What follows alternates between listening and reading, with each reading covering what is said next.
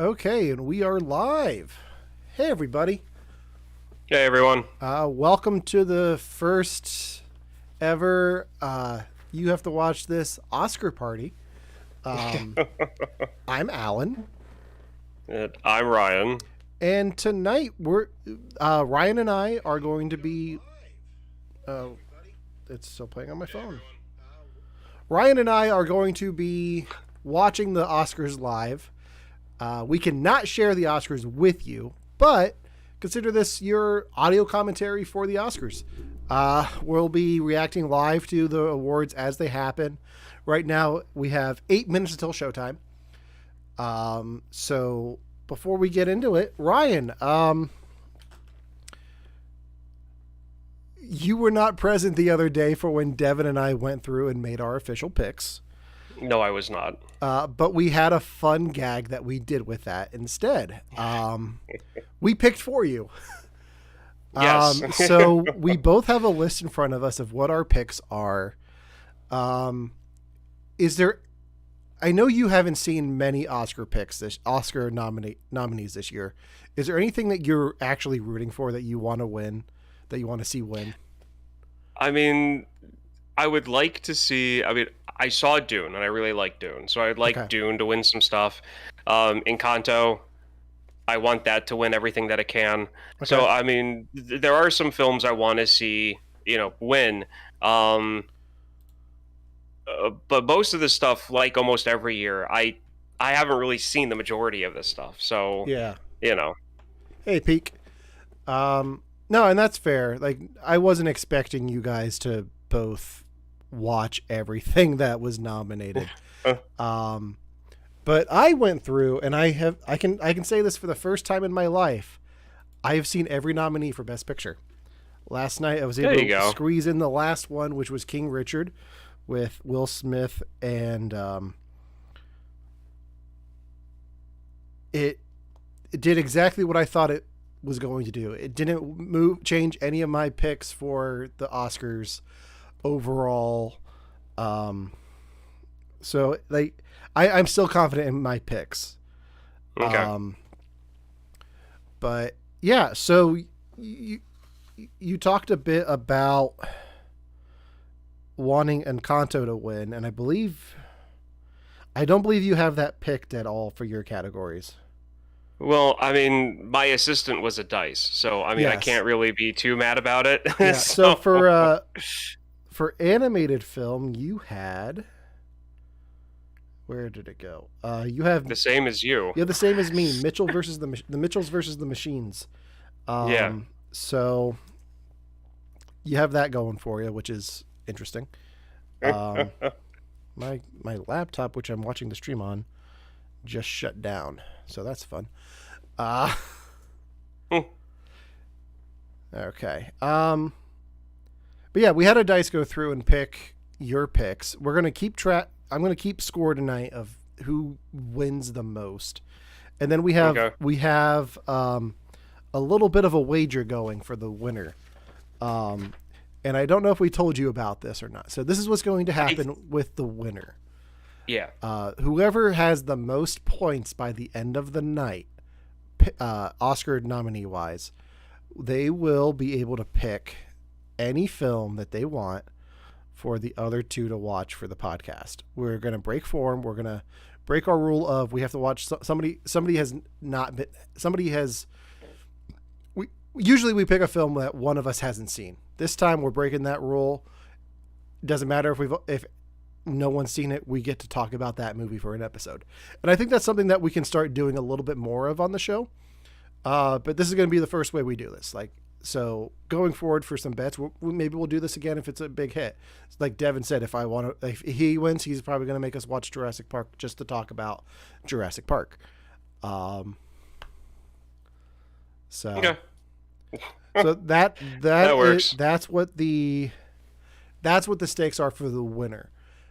As far as the losers, we didn't really get that far.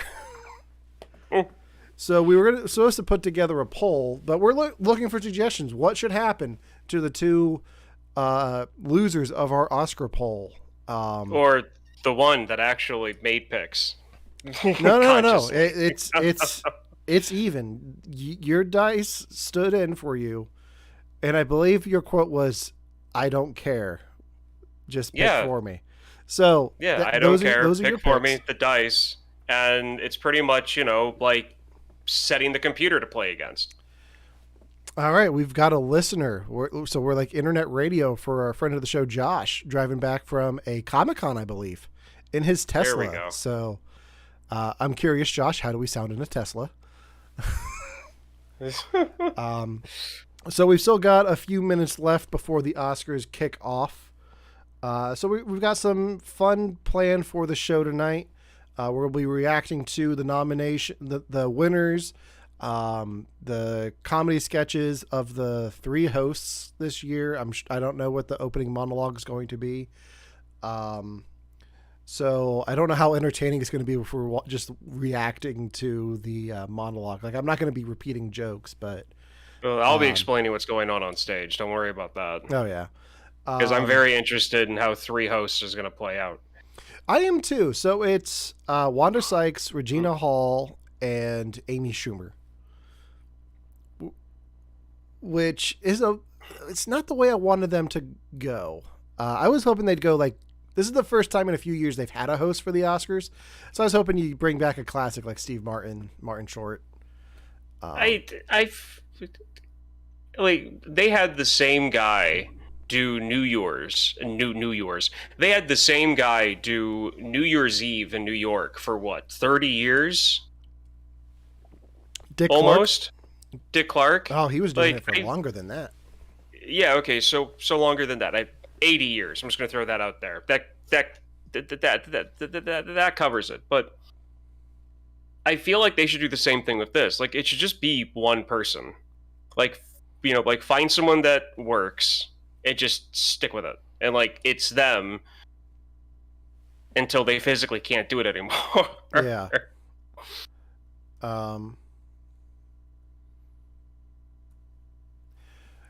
Yeah, so I'm just getting the audio here turned in because it looked like my ABC station switched to all Spanish, which is weird.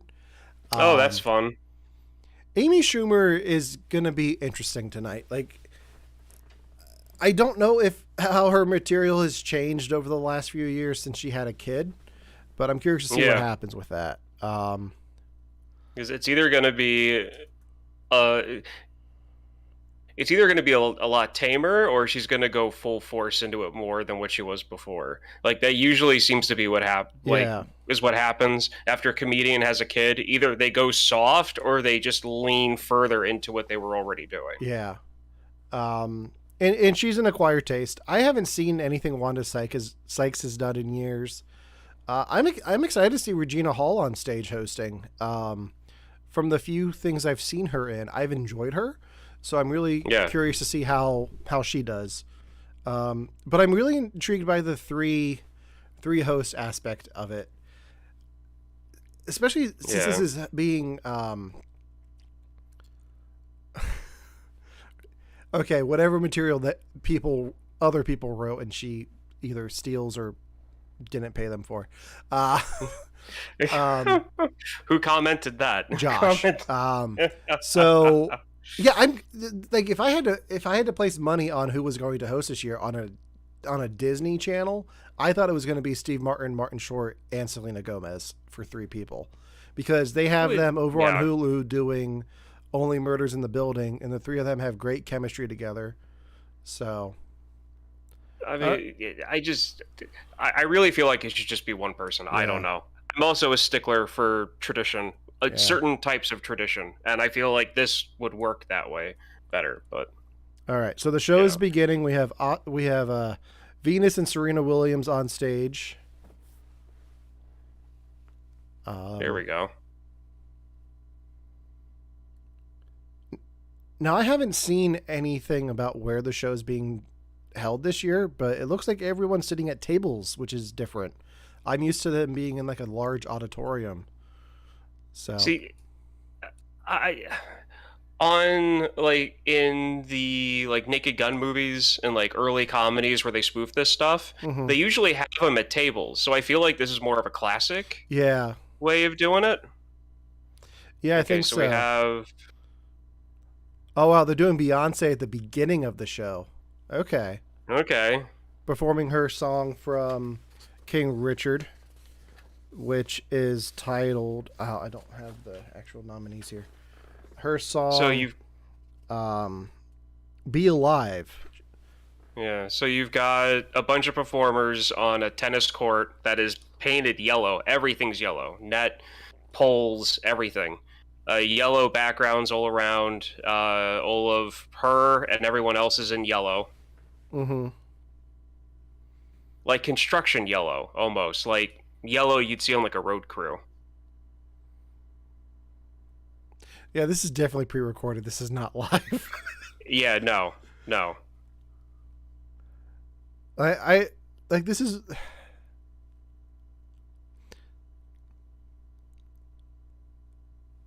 See, this is the difference between like a Super Bowl performance and like an Oscars performance. Yeah. Like this, with everybody wearing the same color as the background, is what I would like throw into the basket of like, this is a art display for artists.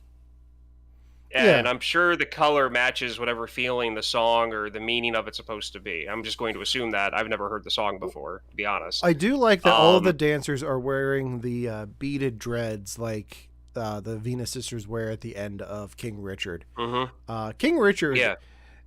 is a good movie. Like it's probably one of Will Smith's best performances. I did not pick it for I knew it was the one film Best Picture nominee I did not get to see before we made our picks. And I said when Devin and I made our picks, I don't see anything in I haven't seen anything in King Richard that's going to make me want to vote for it for any of these categories. And I stand by that. Will Smith's great in it. I can see like if he's going to win an Oscar for anything that he's ever done, this is probably going to be it. But I still my pick for best actor remains Andrew Garfield for Tick Tick Boom.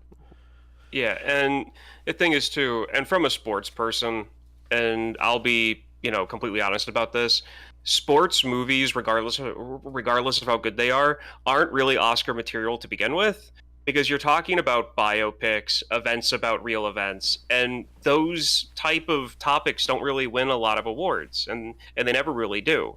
And to be like, so I mean, I'm sure the movie's good. If someone's really into tennis, I'm sure it's probably it's probably like their Moneyball, probably not, as like the, insider stuff, but more or less like the feeling of it.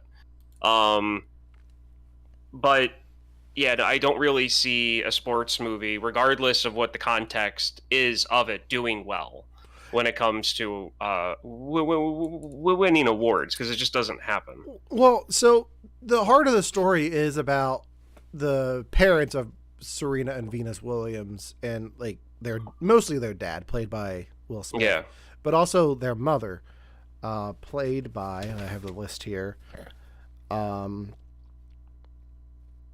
Ellis, and she's good. There's a scene in here, Yeah. that the everything comes to a boiling point. Like the way he trains the girls is very rigorous, and he's set in there his ways. Like what he says goes, and it gets to a point where their coach disagrees with him, the girls disagree with him. He's out there on his own with the way he wants things to go, and she just says, if you like, she wants to go play. If you don't let her play, you're gonna lose her. Like there's this big fight scene between the two of them, like not physical fight, but just emotional fight between the two of them, and she's phenomenal in this. But if I'm gonna see my thoughts of King Richard before I saw it was like, if I want to see a Venus and Serena movie, I want it to be about them and not their dad. But I think the film did a better job of balancing that story than I expected it to. Well, because I mean, a lot of it is, I mean, what they did in an era of superhero movies, they took a sports movie and made an origin story about really the two greatest tennis players in the past 100 years. Flat out, like that's what they did. And I have to say everything is yellow. The guitars were yellow, the drums were yellow, the bass, the actual bass string instrument that the guy was playing, it was spray painted yellow. Yeah, this live performance by Beyonce produced by Coldplay, and it was all yellow. Huh. I'm not surprised. That was a deep Coldplay joke that I'm kind of surprised you didn't get. I didn't know that Coldplay did it, so I was processing the fact that Coldplay produced it. No, they didn't. Coldplay, you missed the joke. Coldplay has the song Yellow. I know. Yeah, I know the joke. I'm saying I had no idea about Coldplay producing the song until you said something. No, they didn't. That was the joke. Because it was all yellow. Everything was yellow, like the song Yellow by Coldplay. All right, Jamie Lee lost me at the... DJ Khaled's on stage? Okay, what is going on here? How do you go from Beyonce to DJ Khaled? And Amy Schumer's kicking him off stage. I'd rather see him host, honestly. Well, Amy Schumer, she definitely hasn't changed the way she presents herself, which is fine. Yeah.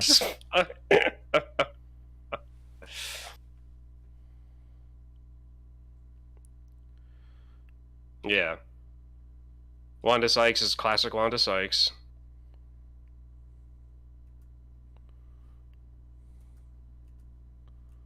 Amy Schuster with the hit it, pay between men and women. You.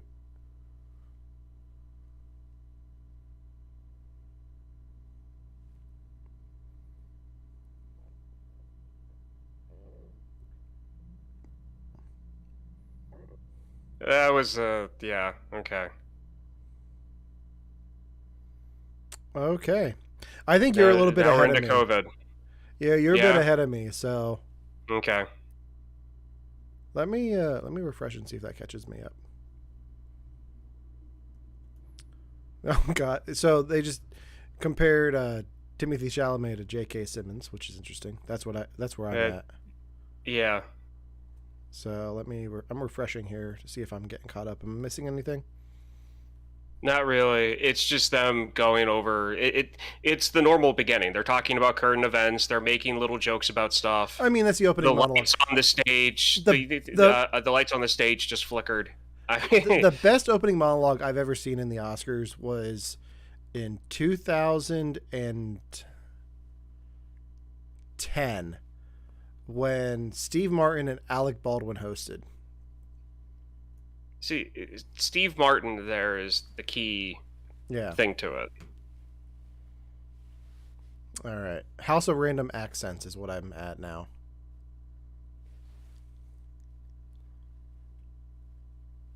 Did she say Golden Globes yet for you? No. Oh, just now. So you're about 3 seconds ahead of me. So just keep that in mind. Okay.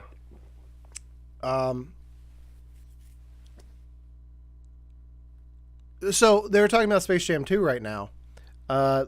Space Jam 2, I know, won, not at the Oscars, but at the Razzies last night. Let me pull up some of the Razzie winners.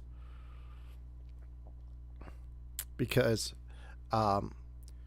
so that Coldplay joke I made a few minutes ago went over your head, Ryan, but Josh, who's watching right now. It did not go over my head. I get it. I own 2 Coldplay albums. I get the song. You said okay. It's all good. I'm just glad we have somebody listening. Was you saying that they produced the song? I'm like, oh, cool, they produced the song. Oh, ha, yellow joke. That's how my mind went. Okay. All right. Let's see who won the Razzies last night. Worst picture went to Diana the Musical from Netflix. Worst actor went to LeBron James for Space Jam: A New Legacy. Good. I guess. Man, Diana the Musical swept. Well, I mean, when you make a musical off of, I don't know, a traumatic event for a lot of us. I mean, not the actual event, but like, if you don't do it right, you're gonna fail miserably, and that's what happened with that one.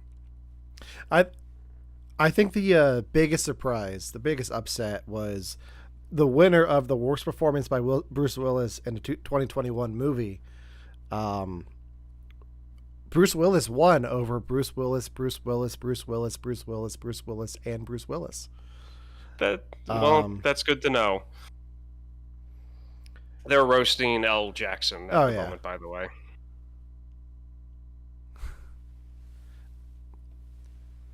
Samuel L. Jackson won one of the honorary awards at the Governor Awards Friday night.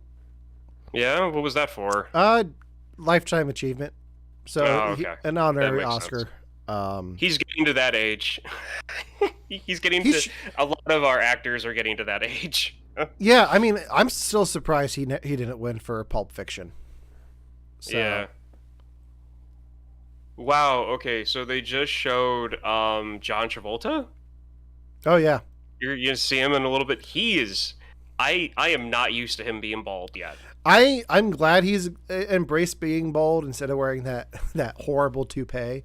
It looked like he was with Uma Thurman. Yeah, I wouldn't be surprised. Either that or he's been doing a lot of stuff with his daughter recently, hasn't he? I remember seeing something about that. I know his wife passed away last year.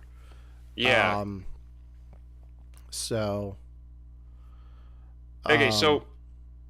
Go ahead. Yeah, so to be honest, this is why, and like I'll just put this out there, like I'm not a really I'm not a big award person, and to be honest, like this opening monologue thing, like periodically between us talking, I was listening to it here and there. There were only maybe 2 moments that I actually found funny, and I feel like if it was just one person doing like a stand-up routine, it would have been better. But that's just a personal preference thing, I think, rather than having the 3 people up there. So what's great about when you have two hosts is like when I talked about the Steve Martin and Alec Baldwin thing, it was the year Inglourious Basterds came out. Yeah. So you had like Steve Martin say, over here on the right we have the Inglourious Basterds section, and then Alec Baldwin's like, and over here we have the people who made the movie. Like just like that kind of back and forth. It was very old school Hollywood. Yeah. And I really like that kind of dynamic with Oscar hosts, and I didn't really get any of that from the 3 of them. It just felt awkward. Like even the way they were, like it was weird that Amy Schumer was in blue when the other 2 were in white. Like I feel like it would have been better if it already feels like they're not on the same page, and so I'm curious to see how the 3 of them do throughout the whole show. Yeah. So everyone just laughed because she said something about Melissa McCarthy said no, and everybody laughed. So I don't know what the setup was to that, but I mean, I don't think we need to repeat every joke that she makes just to get it through to people. I'm not. That's the one thing I'm just saying. She's showing off her dress. I like the stage this year. I like the red with the like light blue in the background. Yeah. There's an aspect of her dress that I like, but I can't really put my finger on it. Because it's shiny? Yeah, it's shiny. We'll go with that. We'll go with that. Okay. Oh. What? Okay. Why is it? So, I lost my... Now she's talking about the pandemic again. Okay. I need to change my settings on my laptop because it keeps shutting down. I think they just showed P. Diddy. Is he going by P. Diddy again? I have no idea. I mean, I called him Puff Daddy for the longest time before I knew that he changed his name. So, I mean... All right. I need to change my settings so it doesn't keep shutting down on me. Yeah.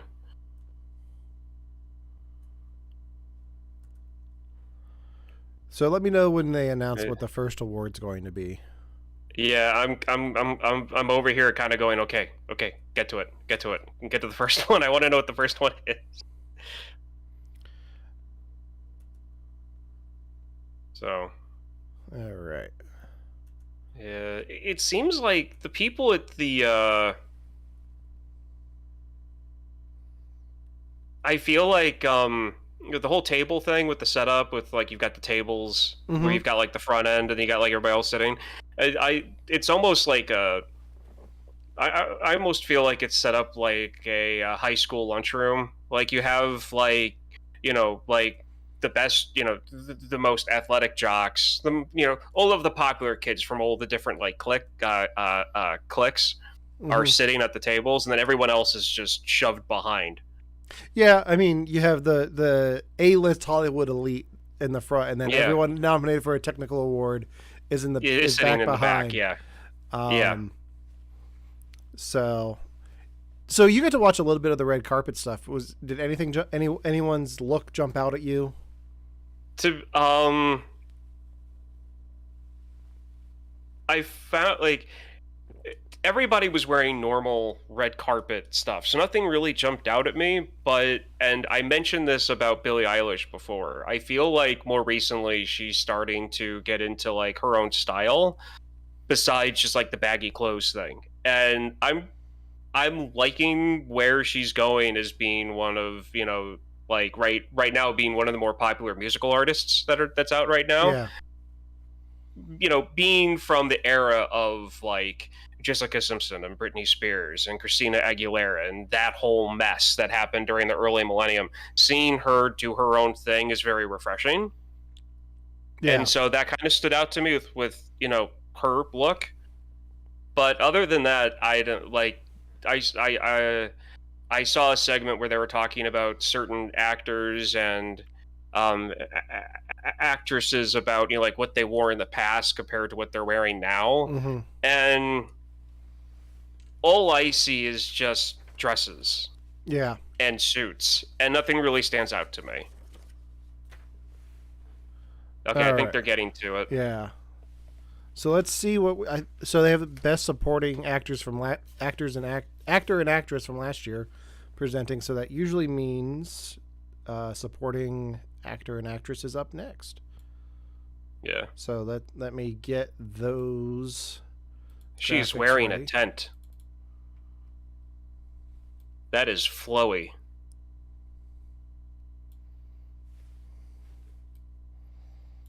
All right. Yeah. I don't know what they're doing Yeah. first. It's usually It's it's gonna be like with I think it's going to be their supporting actor and actress. okay. That's usually how they that would make start. sense. Yeah. I like her sunglasses. To be honest, they're very 90s, and I like them a lot. All right, so we got supporting actress up first. All right, so for everyone watching at home, these are the nominees for actress in a supporting role. Jessie Buckley in The Lost Daughter, Ariana DeBois in West Side Story, Judi Dench in Belfast, Kirsten Dunst in Power of the Dog, and Anna Ellis in King Richard.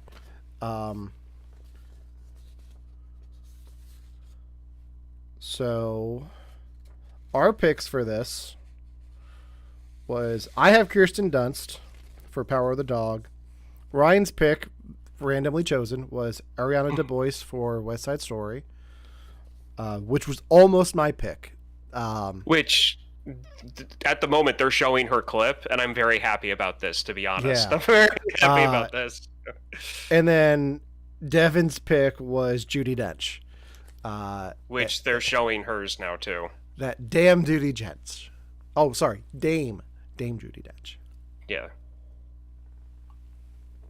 Which I always forget. She talked about it a little bit on the red carpet. Judi Dench can't see that well. She can't read scripts. Kenneth Branagh had to read her the whole script for Belfast. Really? Yeah, to get her to do the role. And they've been friends for years, but I always forget that she's losing her eyesight. Now they're showing Kirsten. Kirsten Dunst. I think I'm Yeah, ahead. I think we're Dunst. more lined up now. She's waving. Yeah. Yeah. Andrew Ellis. I keep mispronouncing the names, but this is the scene I was talking about between the two of them in the kitchen. Yeah. Yeah. See, I know what they're picking. Let me produce the Oscars. I got this. All right, so let's see who wins this. Yeah. How you feeling, Ryan? You know what? It's whatever. I feel good after seeing the clip, but I mean, they're all good. You won it. What? Ariana DeBois won it for West Side Story, so you are in the lead, my friend. How are you now ahead of me? Huh? I don't know. They just announced it for me. I You're don't now know. ahead of where I am. I at. am, which is fine because I'm running the stream. So I'll You I'll hold off a second next time. No. I think I know what the problem is because my computer, for some, like every randomly, like loses connection for like 3 seconds, and that happened. So I'm wondering if that's where it is here. Good. I'm in the lead here.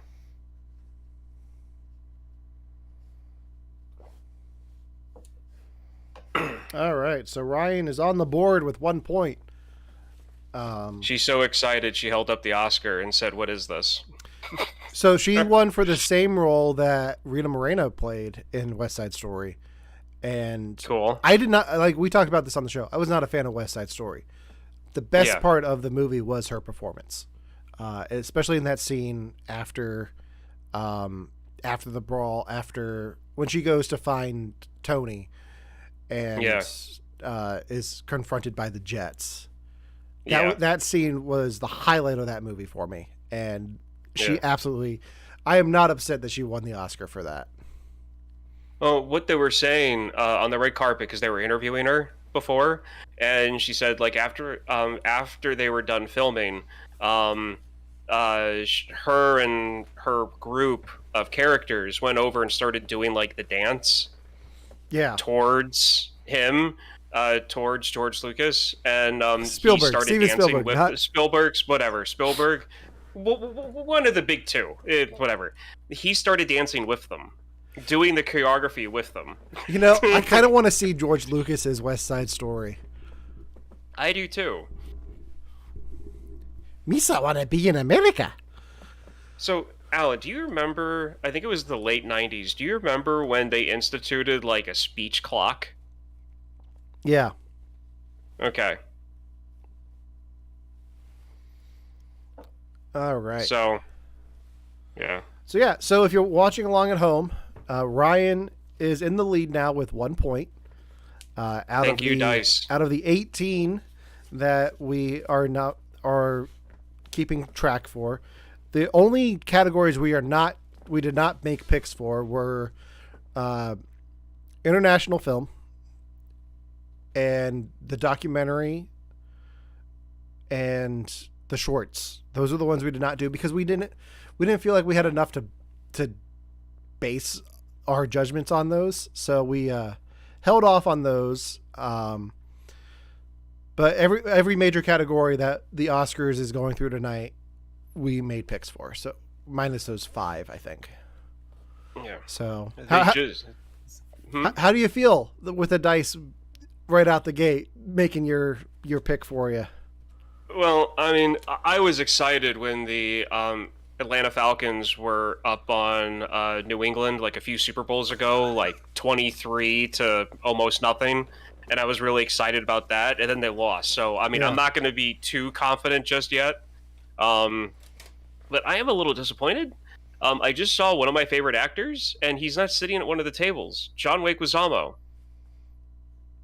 He's sitting in the seats behind all the tables. I'm a little mad at that. I mean, he wasn't nominated for an acting award. Encanto is nominated, so he's there representing that. But Ryan, you got to remember, we don't talk about Bruno. I don't care. He deserves a table seat. So, good commercials. There we go. Okay. So, there's that. Okay.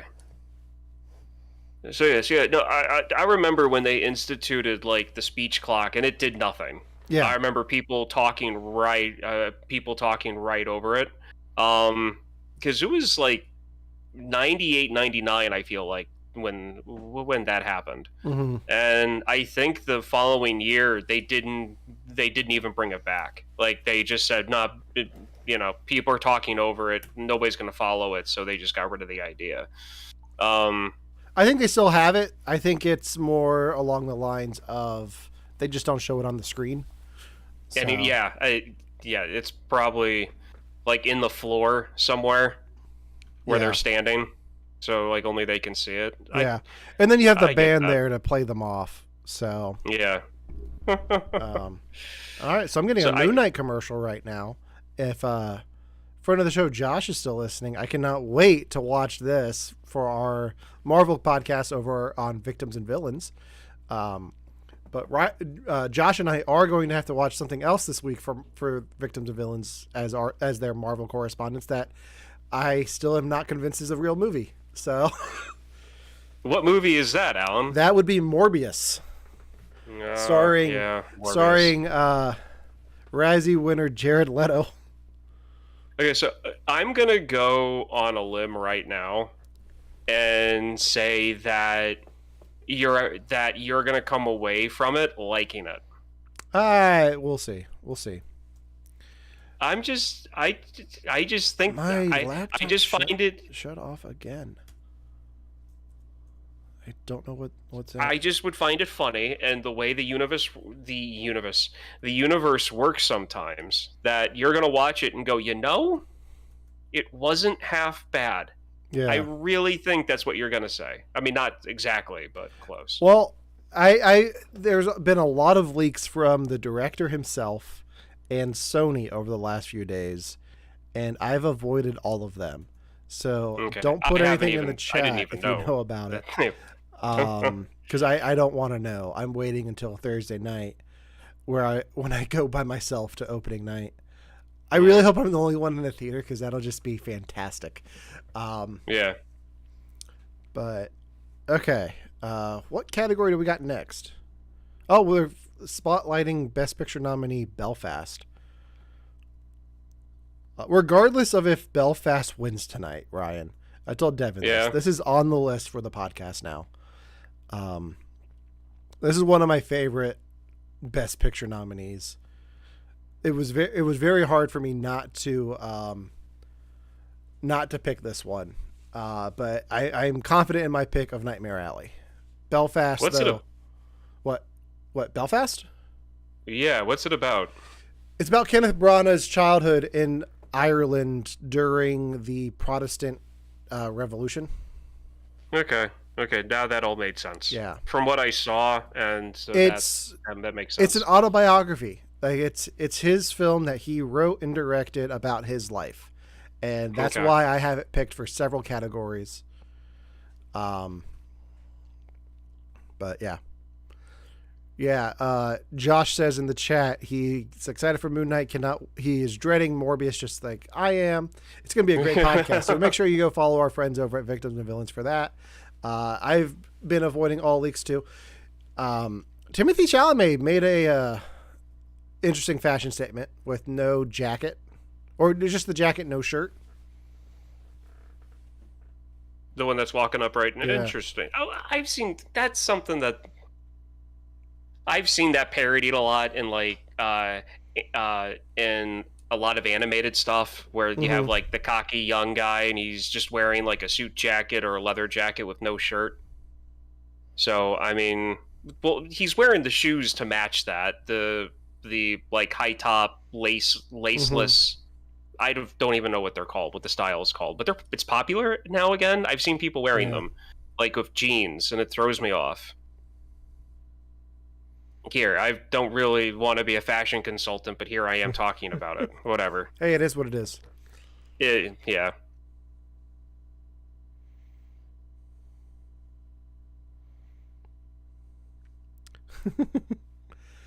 See, Regina Hall seems to be doing pretty good hosting. Like I'm enjoying her segment.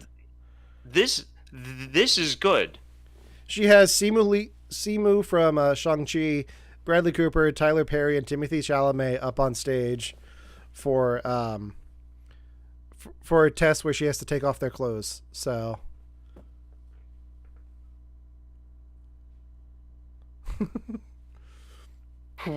she's gonna take a swab with her tongue. Is what she said.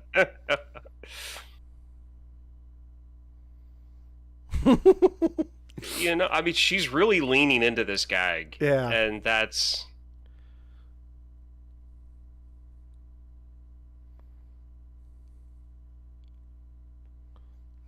John David. Yeah, there we go. So now we've got Jason Momoa and Josh Brolin on stage to present. Curious what the category is going to be. Yeah, I think you're about 5 seconds ahead of me now. Yeah. It's okay. These things happen. Aquaman and Thanos on stage together. Aquaman and Thanos.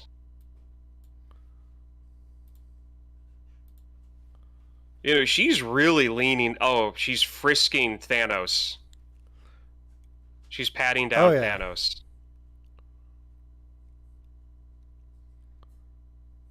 There we go. Now she's doing Jason Momoa. And now, I always forget how short Josh Brolin is. Yeah. Now, see, if I was one of those guys to play into the joke, I would go like, like as she's doing that, go like shock-eyed. Yeah. Go, whoa, whoa, whoa. Go.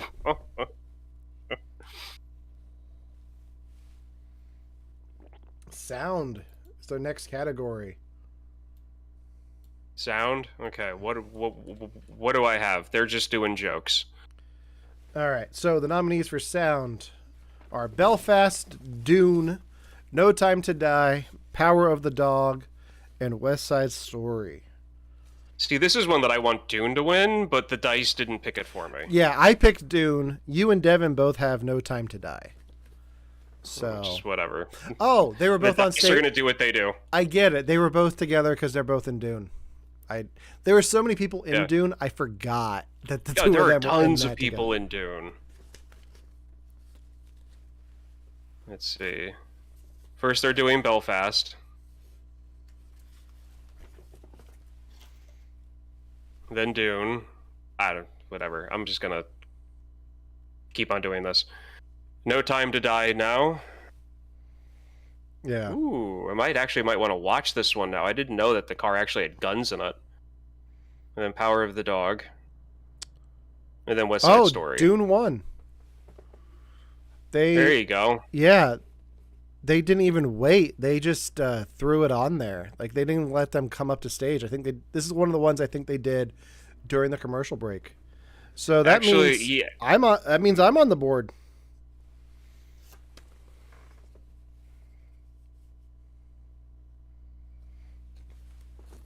So very exciting. Yeah, it is.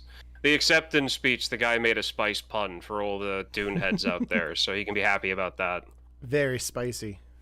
Mm-hmm. So, you know what? I'm seeing a lot of... I'm seeing a lot of Ukrainian flag pins. Yeah. I think that's like the 10th one I've seen so far. I know there was a rumor that President Zelensky was going to speak during the Oscars. Sorry, but the Academy turned him away, and now you have I think it was Sean Penn said he was going to smelt his Oscar if he didn't speak. So that's why Woody Harrelson's there. They're doing a 30th anniversary of White Men Can't Jump. Yeah, I was trying to figure out why they were showing a White Men Can't Jump thing.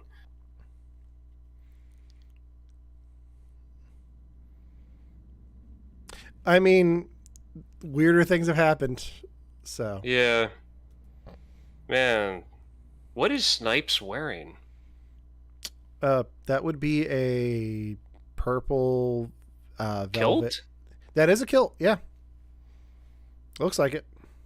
Yeah, I mean, that Snipes, I mean, to me, like, Snipe and Dennis Rodman, to me, always seem to have kind of like the same personality. Dennis Rodman was a bit more outrageous than what Snipe was, but they still kind of went the same direction with their, like, weirdness.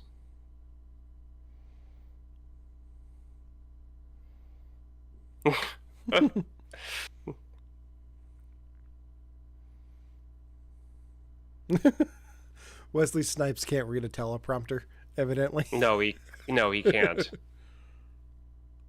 Cinematography is next. Okay, so this is what I like about the Oscars occasionally, where you get three actors who haven't done anything in a long time, but they all know each other and they have good rapport with each other, and they're just friends up on stage, ragging on each other and stuff like that. They haven't done anything lately. Like I've seen them. No. I mean together. Oh yeah, okay. Together. All right. Sorry. For cinematography, the nominees are Dune, Nightmare Alley, Power of the Dog, Tragedy of Macbeth, and West Side Story. Cinematography. And then my pick was Power of the Dog. You and I both picked Power of the Dog, and then Devin picked Nightmare Alley.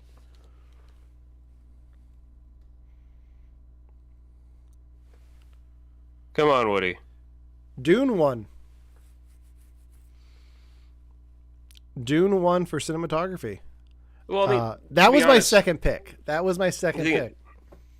makes sense because what they had to do was work out live action actors either on a soundstage or, at location in the desert, and then work in the shot and then put in all of that CGI in later, and how good they made that look. Like the clip they're showing right now of Jason Momoa coming out of one of those like Dragonfly helicopters, like everything in the background, that makes sense. So Dune, none of us had Dune for cinematography. Dune does show up a lot in some of the categories that we have coming up. So I'm interested to see what happens. Dune's already won 2 out of the 2 that they've been up for tonight. So I'm curious to see. Do you think Dune might run away with this? Possibly. I wouldn't be crazier things have happened. So yeah, it's a good night for Dune so far. So it's got 2 golden men.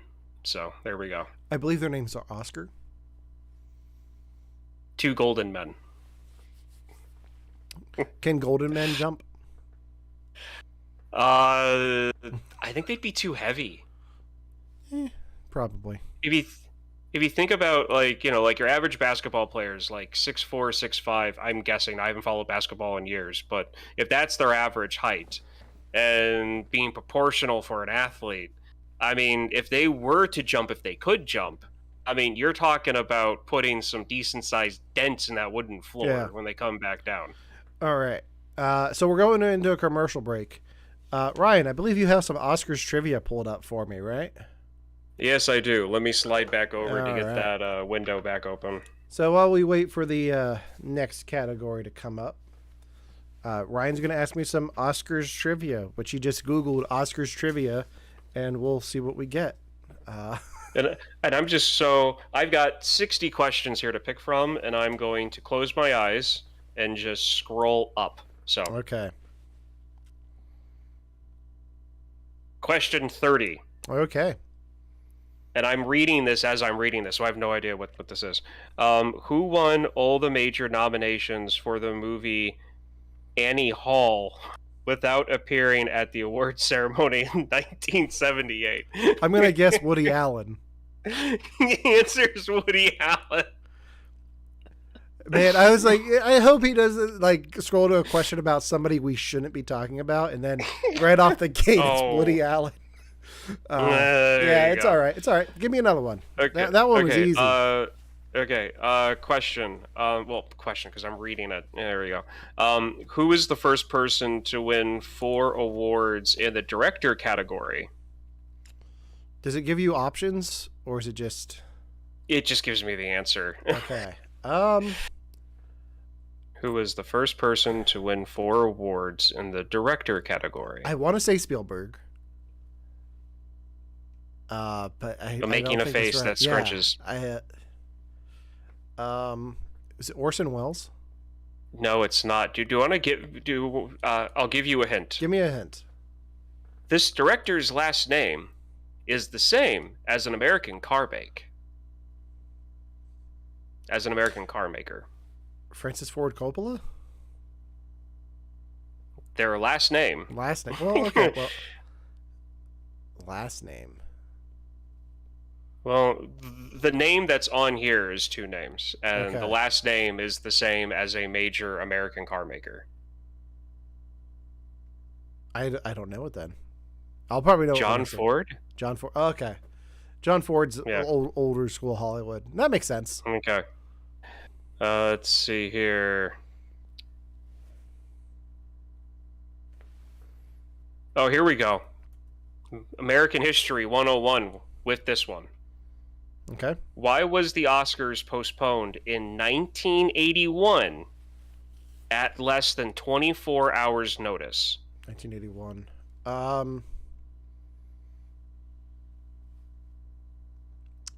Was it Iran?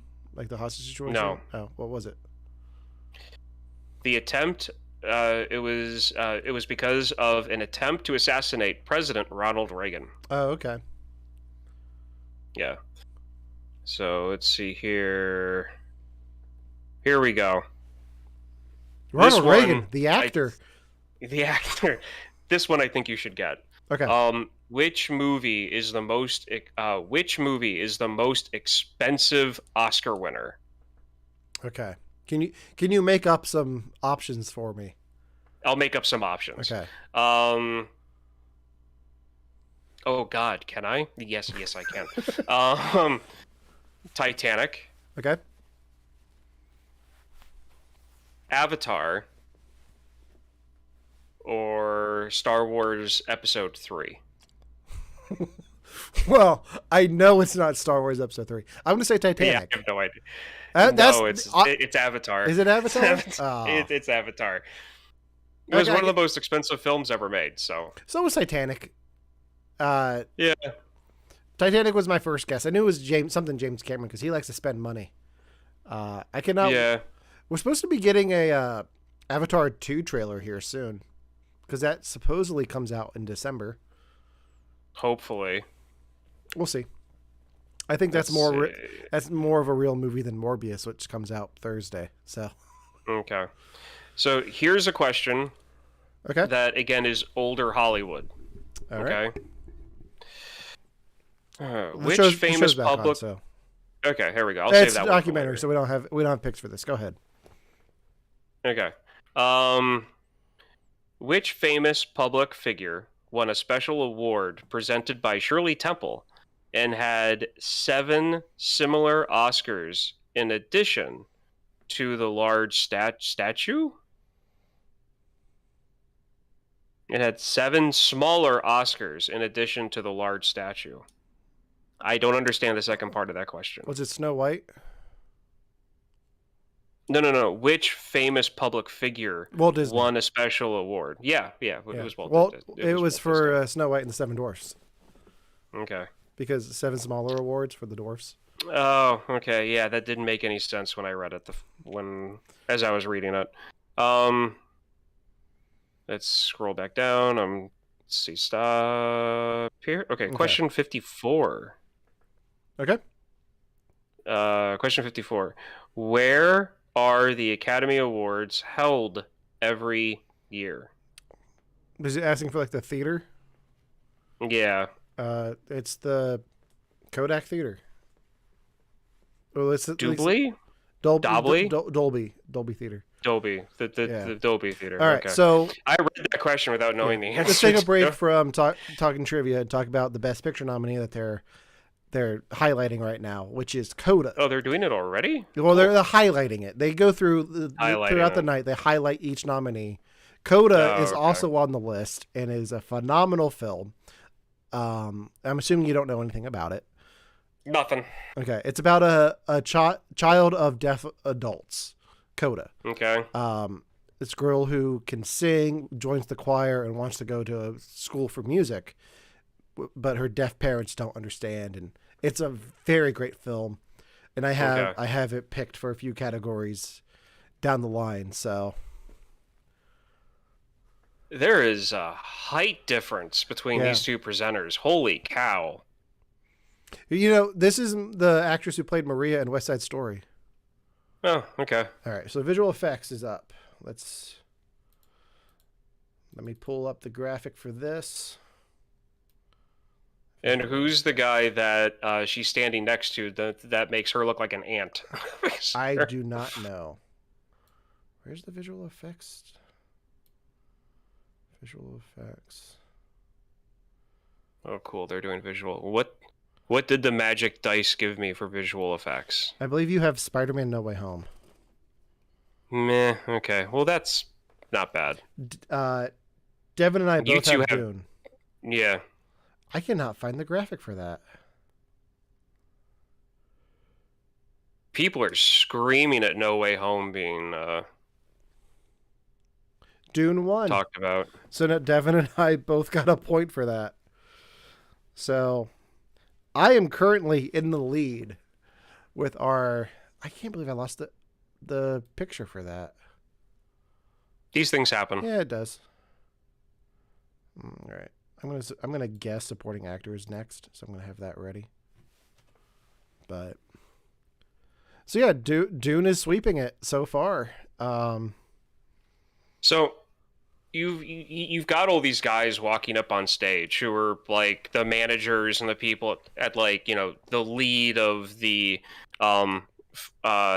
lead of the teams that make this stuff.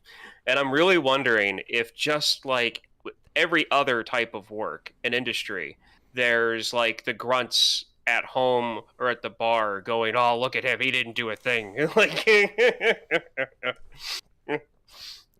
Yeah, maybe. So Devin's finally on the board. Yeah. Um, He piggybacked off of you, that's why. He did, because he hasn't even seen Dune, but he picked Dune for a lot. I feel like that's him being Devin. Yeah, that's definitely Devin being Devin. Speaking Yeah. of Devin, he will be joining us tonight. It is currently 1 a.m. in London where he is. So he's going to join us around 10 o'clock, which it will be 3 a.m. his time, to talk about the ending of the show and Best Picture. So he'll be here for that. Hopefully his alarm goes off, because it's also going to be a Monday for him. So Yeah, that's another thing. I don't understand why they do this on Sunday. Like, I feel like this would be better on a Friday or Saturday night. Like, if they're worried about ratings. I think it has more to do with like the productions in Hollywood. Like a lot of people can get away on a Sunday because they already have off on Sunday. But this is like their thing every year, right? Like, this is the thing that they do. Okay. I did not expect Tony Hawk and Shaun White to be at the Oscars. I do remember them mentioning Shaun White on the red carpet. And they're talking about James Bond. That would make sense. I mean, that's it. I'm having you guys watch Triple X. Have you seen that movie? With Vin The original Diesel? one? Yeah. With Vin Diesel. You've seen it? It's been years, but yeah. Okay. Do you think Devin's seen it? No. Okay. I'm adding that to the list. Didn't Tony Hawk just like break his leg or something? Like pretty bad? Yeah, his femur. Yeah. He looks good. He walked out pretty well. I mean, you're also talking about a guy that like broke his pelvis too at one point. I would not be surprised. Well, I would not be surprised if they're a little buzzed at the moment, knowing those two, Shaun White and Tony Hawk.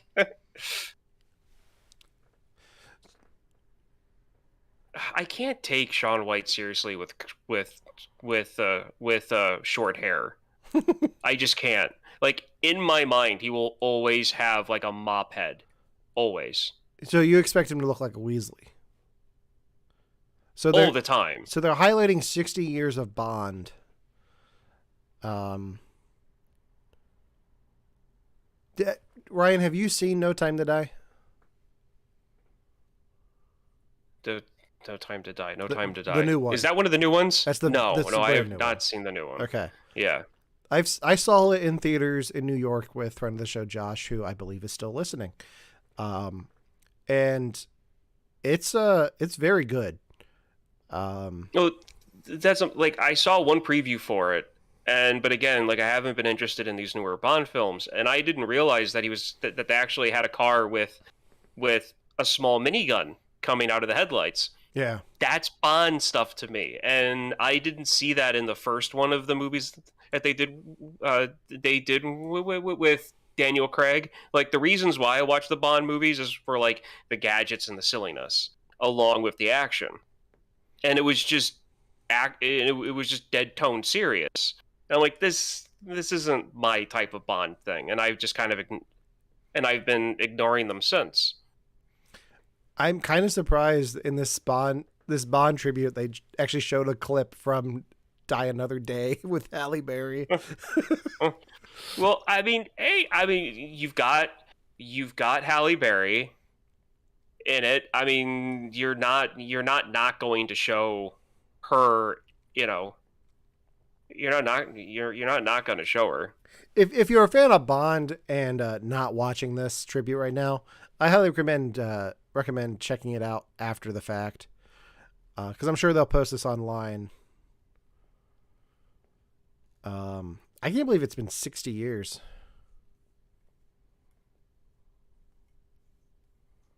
It'll soon be 100 before you know it. And we'll be alive, hopefully. Yeah, hopefully. Brother on the right looking like he's about to sign $1 million check. I believe that would be you. You holding out on me, Ryan? Me? Yeah. Looking like I'm about to sign $1 million check? Yeah. Me? Unless they're talking about me with the suit and tie.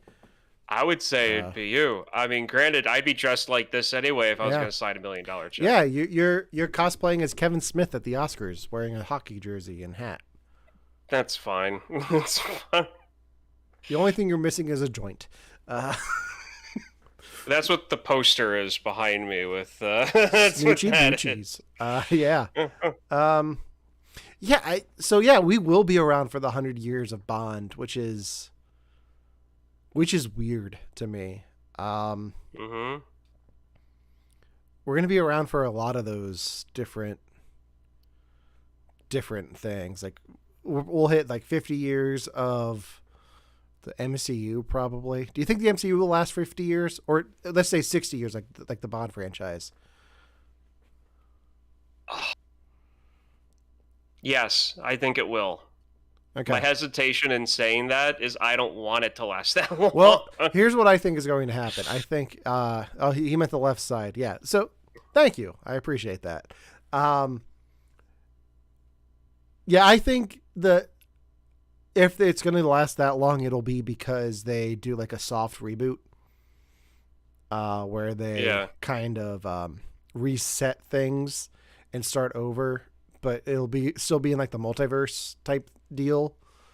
Yeah.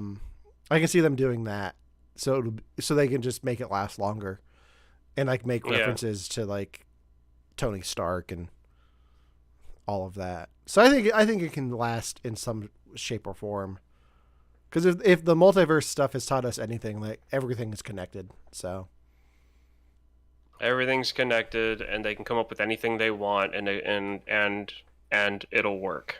Yeah. Yeah. All right. So, looking at the scoreboard right now, I am in the lead. Oh, so they're showing a trailer for Only Murders in the Building, which I have not seen yet.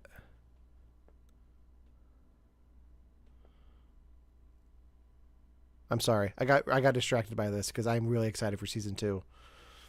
Okay.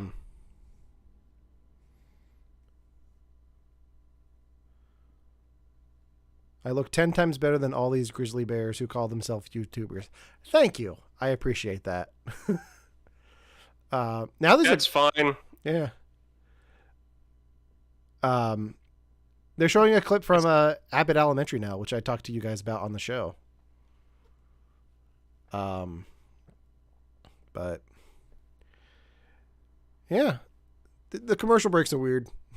Like, I don't know. We're just vamping. Do you have another trivia question you can throw my way, Ryan? Yeah, let me go back to that. All right. So, So There we go. 1,000% true. If you can, go ahead and hit that subscribe button on YouTube. We go live every Tuesday. This week we are talking about, what are we talking about this week? One of your movies What was my pick? lines up with Moonlight. Oh, it's I don't remember it at the top of my head right now. That's why I'm not saying it. I'm just giving you hints. Inside Llewyn Davis. Yeah. We're back. Or they're back. Oscars are back? The Oscars are back, yeah.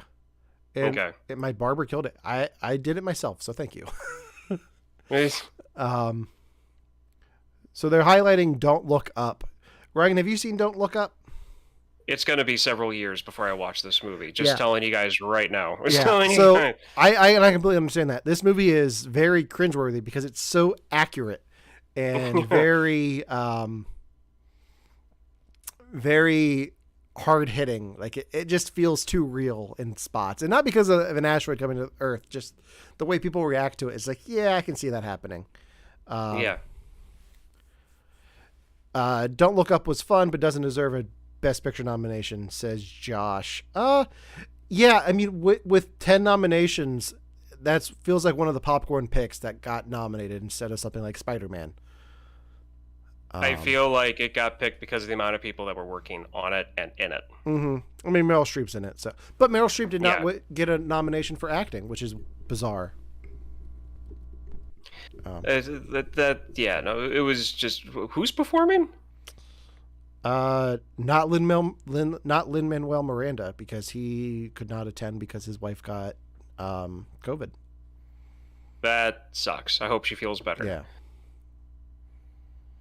Ooh, okay. So a black suit with butterflies on it. Almost like a butterfly tattoo. Like, it's not completely covered, but it's like coming up the one leg of the pant, and then it's kind of on the coat. So, So this was Devin's pick for best song. We just talked about... Oh, that's what this is. Yeah, okay. We just talked about Encanto on the podcast. Thank you for subscribing, Travis Lee. Appreciate it.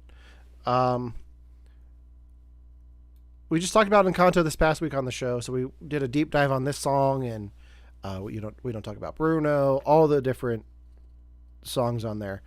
And this one has really stuck with me since the show, since I'm doing prep for the Oscar stuff and watching the show. Like, this song has really stuck with me. So I have the Oscars playing on my laptop with the closed captioning on, and I got to take a picture of this because when they're singing this, it just says singing in foreign language. Oh, that's wonderful. That's so. If you want to check that out, I'm going to post that on our Instagram. So go ahead and follow us on Instagram to catch that. Which I'm going to throw in the chat here. I have to say, like, this is a very beautiful song. It really is, and it really does deserve to be nominated. Did you catch who's performing this at all? I did not. I believe it's the singer who sings it in the film. Okay, because it sounds very familiar to that. He's doing a great job, and I like I like how they made the background look like the woods or the jungle that backdrops the village in the movie. Like, it looks like it's around where that stream was that this took place in the film.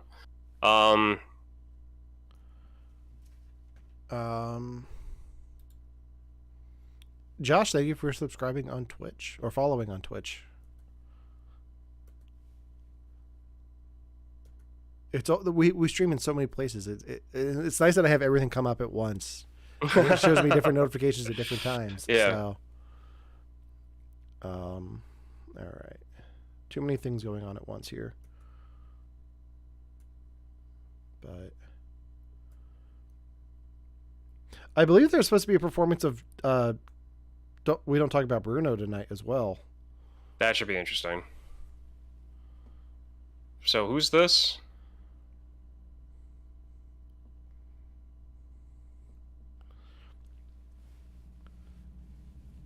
uh, Disney princesses. We got Cinderella, The Little Mermaid, and Jasmine.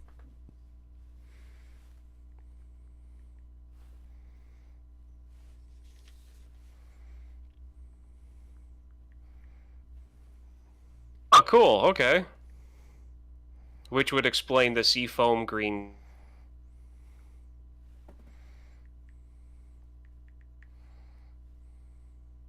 Oh, sorry, we got animated feature. Let Okay. me pull up the graphic for that. How did I lose the graphic for that too? Let me pull it in quick.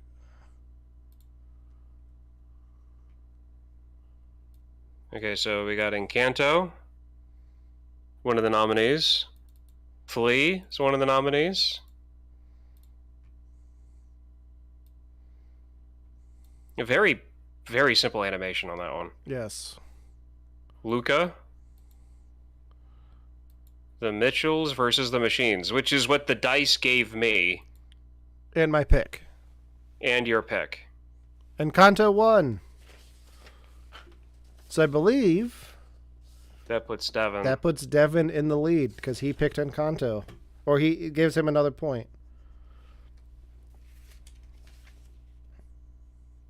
Yeah, I picked Mitchell's versus the Machines, not because I've seen it, but I heard so much good about it. I was like, I think that all the Disney nominations might split the Academy. Obviously, it didn't. Yeah. Encanto is definitely worthy of winning. This would have been your pick if you had actually chosen, right?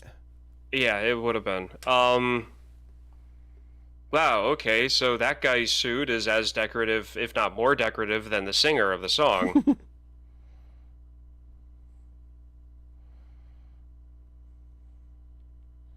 Was that the director?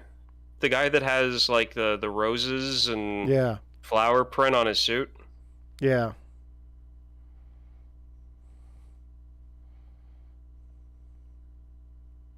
Yeah. So, a little bit about the Mitchells versus the Machines. What was that about, anyway? It's about a family who's on vacation when, like, AI starts to take over the world and they have to defeat the robots. It's from it's from the studio and creators of Spider-Man Into the Spider-Verse. Okay, so it's kind of like a kid version of, like, Terminator. Yeah. It into a kid's movie.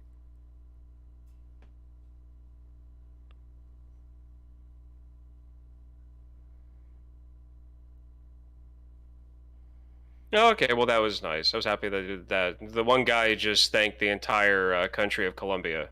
So. All right, so Siriano was nominated this year for costumes, Josh. So I'm curious if it can be nominated again next year because I believe it's in the running this year. So I don't think it can be nominated again, right? I believe that's how that works.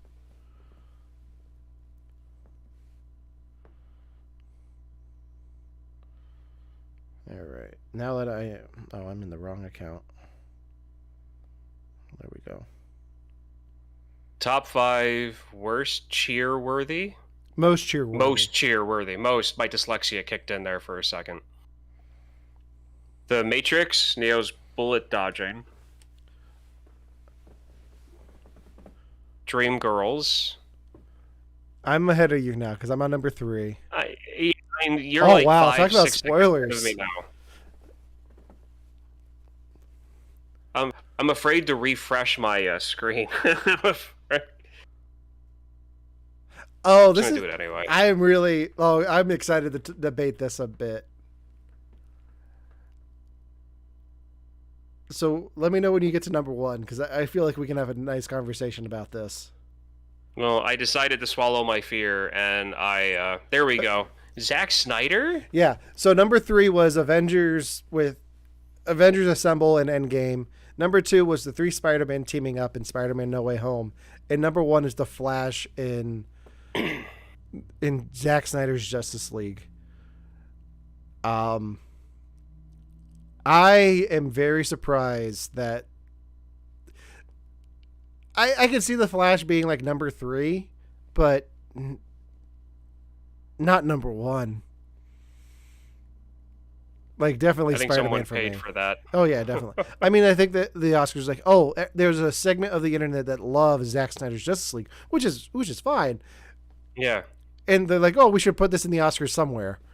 And I'm glad they made an appearance, but I gotta say, the 3 Spider-Man teaming up is my number one cheer-worthy moment out of the 5 that they picked.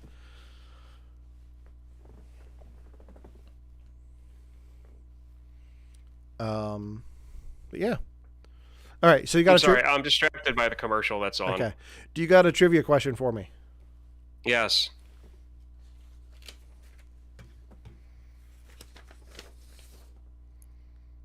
All right. Let's hear it. Okay. Julie Andrews won the Academy Award for Best Actress after her first film performance. Can you name the film for which she won the award? I believe that's Mary Poppins. It is Mary Poppins. Yeah. Mary Poppins. Okay, next one. Which She's like, no, I'm actress, not addressing that. Which actress joined the unique group of just 11 other actors and actresses in 2020 by earning double acting nominations in the same year? In 2020. In 2020. Oh, who was nominated in 2020? I feel like I know this. Can you give me a hint? Can you give me a hint? First name, it could also be the name of a color.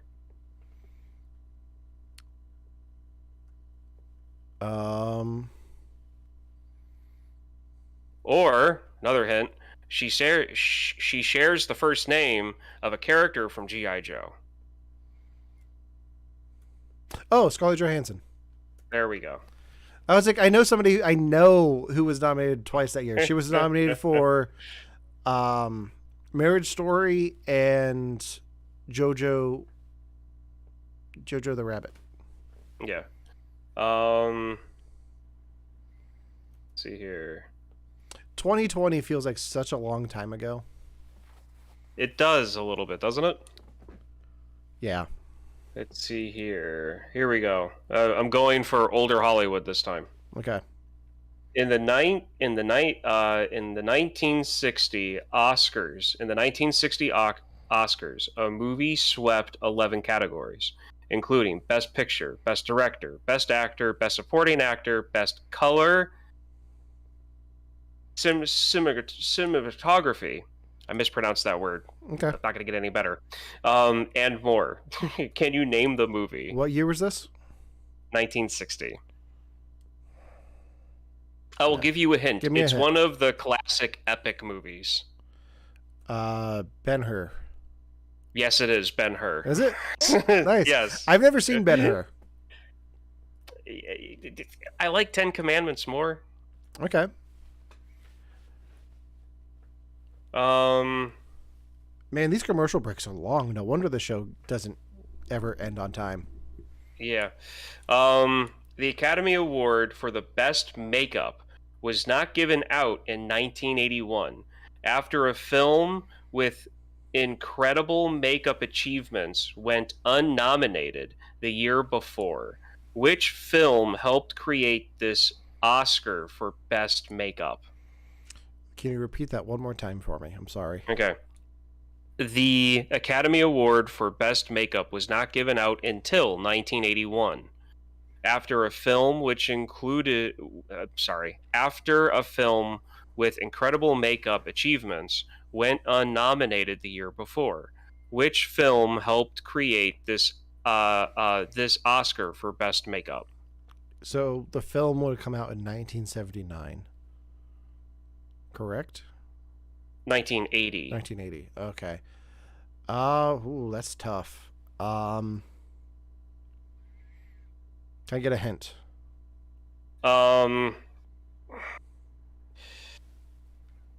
The name begins with the word "the," and the last word is "man." The last word is... So it's The Blank Man. The Running Man? Think makeup. No, not Running Man. Running Man was made in the late 80s. I don't know this one. The Elephant Man. Elephant. Oh, okay. So was it the movie The Elephant Man helped create the best makeup category for the Oscars? That makes sense. So they're still doing best animated short. Let's see here. Yeah. Which famous actress screeched,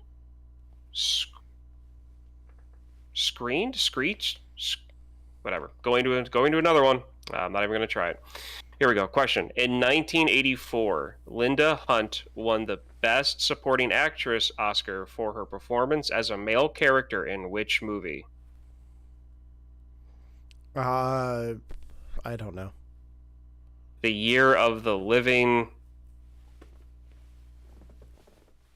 Dangerously. Yeah, I don't know. Let's get back into the show here because they were spotlighting Best Picture nominee Drive My Car, which is a 3-hour Japanese film that I had to split into a few different viewings because I just the when I went to watch it, I couldn't sit through all 3 hours.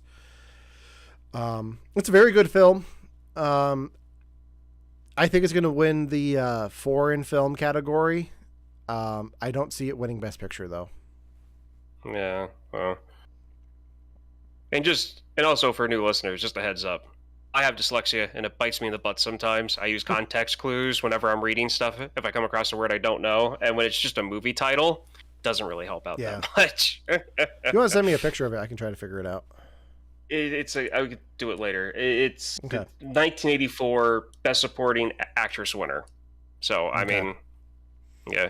Wanda Sykes is back up. Yeah, my stream is being weird. See, I like her as an actress in the older stuff that I've seen her in, but I haven't seen her in a lot of newer stuff recently. So, yeah, she's I forget what she's. Barbara Streisand Bridge. I don't know. They have her walking around some building.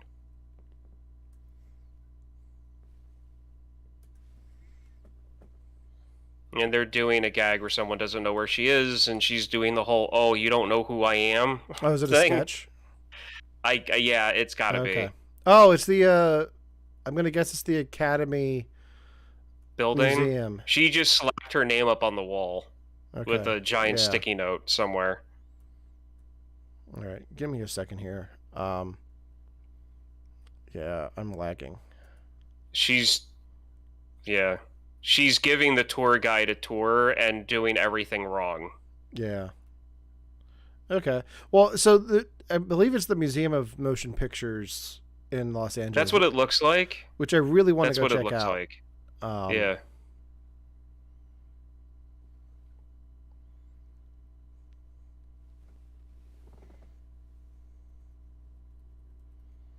Okay. I think I'm caught up now.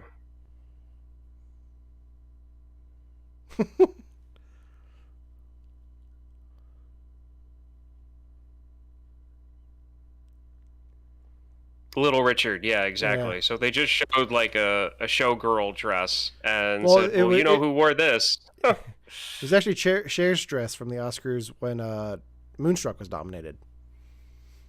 Have you seen Moonstruck? Yes, I have. Okay. Several times, more than I'd like to admit, and not on my own regard. I feel like we do triple features from time to time on the show. I feel like we have a Nicolas Cage triple feature coming up in time for The Unbearable Weight of Massive Talent. They've got... I'm sorry. Yeah. I just saw something that made me mad that they didn't even point at, so I'm just... But that's a me thing. In the background, they're doing their sketch, and in the background, there's the Jackie Robinson Dodgers jersey that was worn in movie 42. Yeah. By... cannot remember his name at this very moment. Chadwick Boseman. Yeah. Why not stop and at least talk about Boseman? It didn't have to be about that jersey, but it could have been something else that he wore. Yeah. I mean... Man, I really want to go to this museum now. I'm not a big museum guy, but this is right up my alley. Well, this is your version of the Baseball Hall of Fame to me. Like that. Yeah, that's fair. That's your Cooperstown. I mean.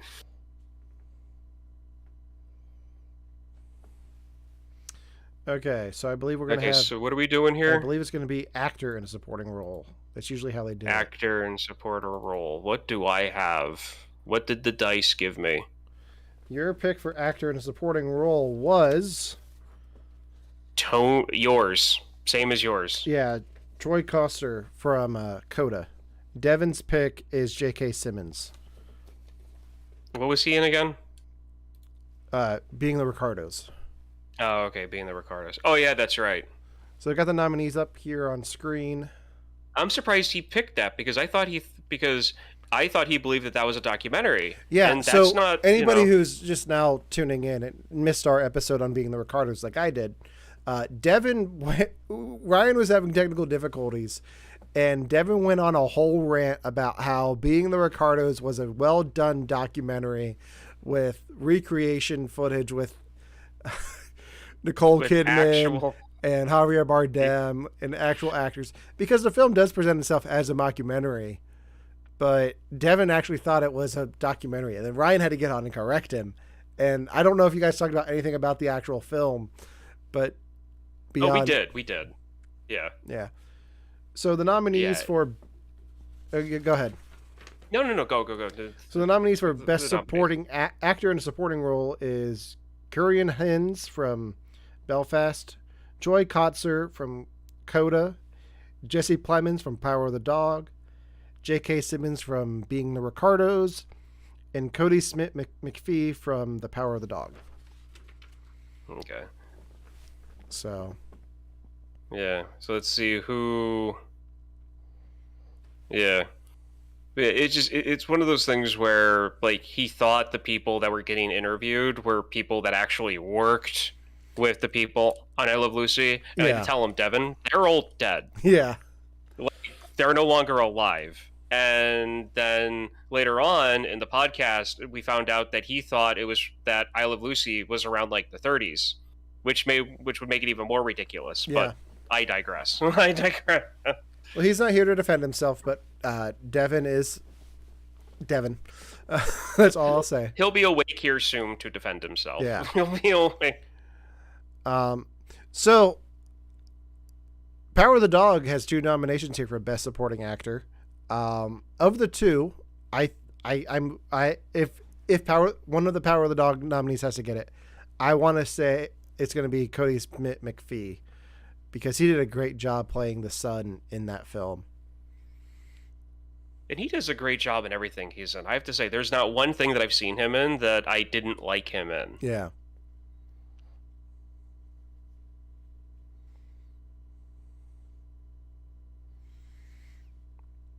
J.K. Simmons. I love that man. I really do. He won this category a few years ago for Whiplash. And Neil Patrick Harris was hosting at the time. And after J.K. Simmons won the Oscar, Neil Patrick Harris comes out and says, he won an Oscar. Bum, ba, dum, bum, bum, bum, bum. One of my favorite jokes of all of the Oscars of all time. But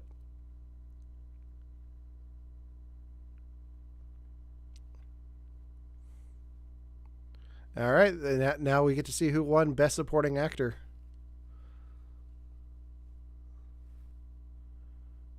Let's see.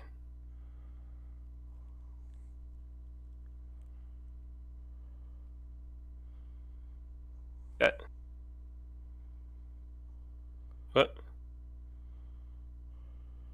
She opened it, closed it. Yeah. Troy Koster. Yeah. Oh, man. So he just made it. Yeah. All right. So you and I are both on the board for this.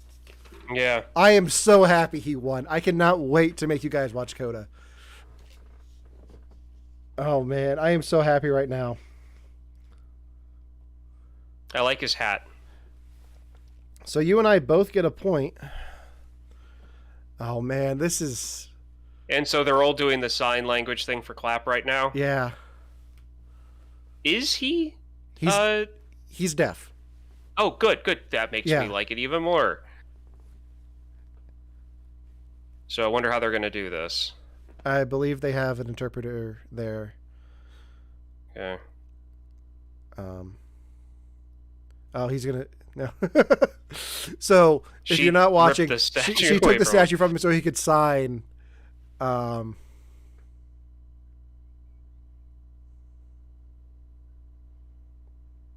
that's cool. So they have someone off stage doing. So he's the second That's good. Second deaf actor. Yeah.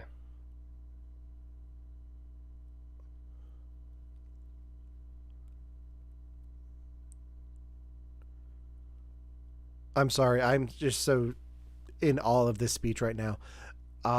If you, Ryan, are you familiar with Scrubs? Yeah. Do you remember the episode with the deaf dad? No. He was on Scrubs as a deaf dad. Okay. Okay.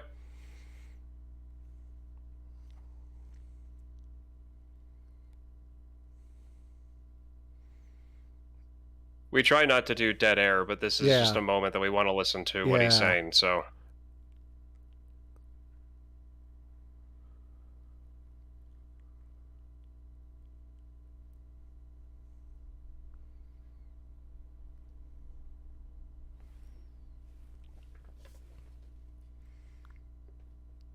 All right. There's just, it's so hard to act with, like, what's great about his performance is, like, you feel for him throughout the whole film, and he doesn't speak. Like, he does such a great job of conveying his emotions through his sign language, through his facial expressions, and I'm so I'm so happy for him winning right now.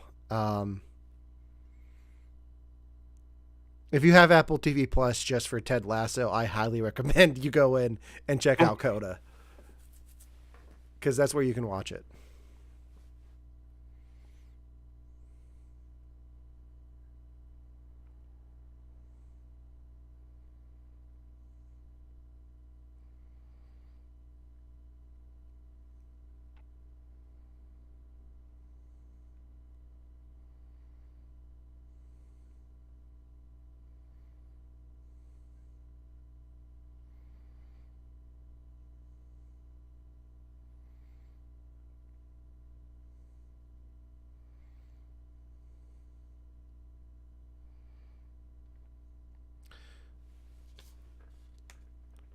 This is amazing. He dedicated his award to the deaf community.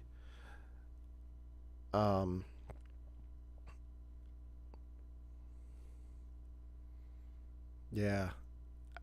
I don't even care if I lose the bet tonight. Like, I'm so happy right now. Of all the awards, that was the one I was most confident in the fact that I'm justified and vindicated in that. Like, I'm so ecstatic right now. I still want to win, but I'm just so happy. Like, that's the one that I really wanted to happen, and it did. So, all right, we're an hour and a half in. Ryan, how you feeling? Good. I'm gonna take off the jersey here, so I can just give me 1 minute. If you're gonna take off the jersey, I'll take off the jacket. That way.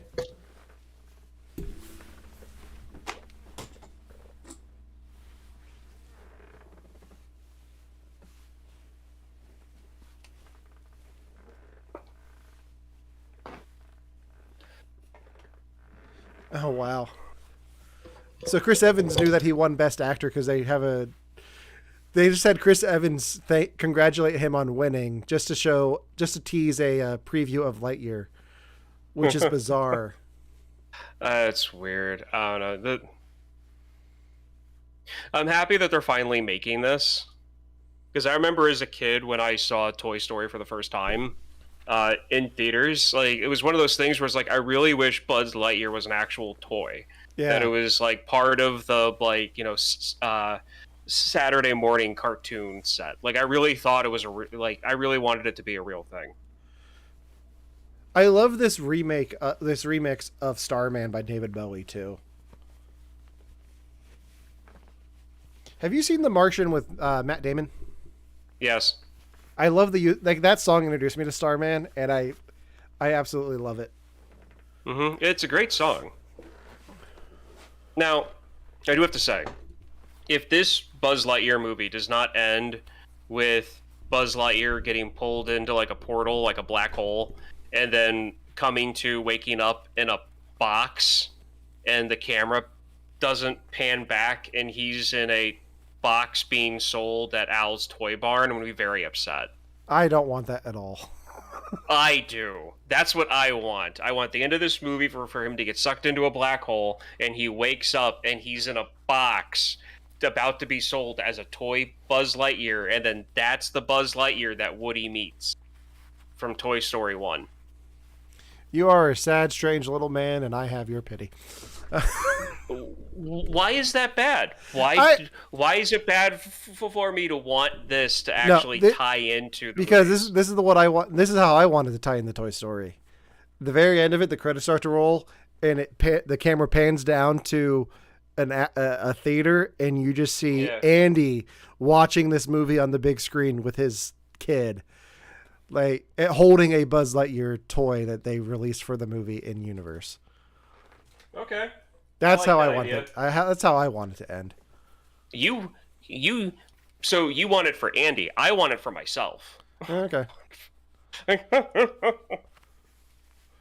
All right. All right. So we can get rid of that graphic now.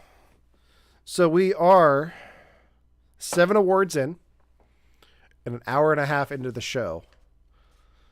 So we're going to start rolling here, I think, with some of these. And I've got... No, I guess some of us didn't... We didn't all win for everything. Yeah. I've been trying to keep track of what awards have been given away, but I'm kind of failing on that aspect.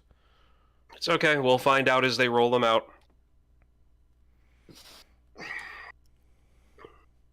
I have to admit, too, I have another thing that I'm watching at the moment that's about to be over in about 1 minute and 19 seconds. Oh, yeah? What's that? So... watching a Devils game. So I was wearing the jersey. Okay. But yeah. Yeah. Oh my God. Yeah. So I mean, so far it's been fine. To be honest, I don't think I'd be watching this without us doing this. Just because it's not part of my normal view, but I like his suit. What's his name? I forget his name. Simu Liu. I love his suit. I want that suit. It is just beet red. Oh yeah.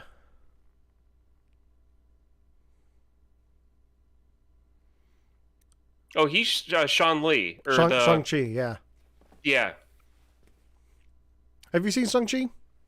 I have not seen it yet. I'm going to be seeing it soon because it's on Disney Plus now without having to like pay for it or anything. Mm-hmm. I don't think it was ever on there to be paid for, was it? Because that was released to theaters. No, it was released to theaters. They did not do the hybrid release for that. Okay. So.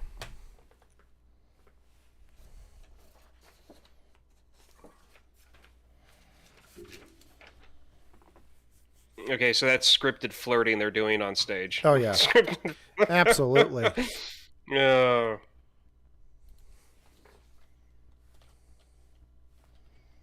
See, this is where some people can pull it off, some people can't. I'm not a huge fan of Tiffany Haddish overall. What has she done?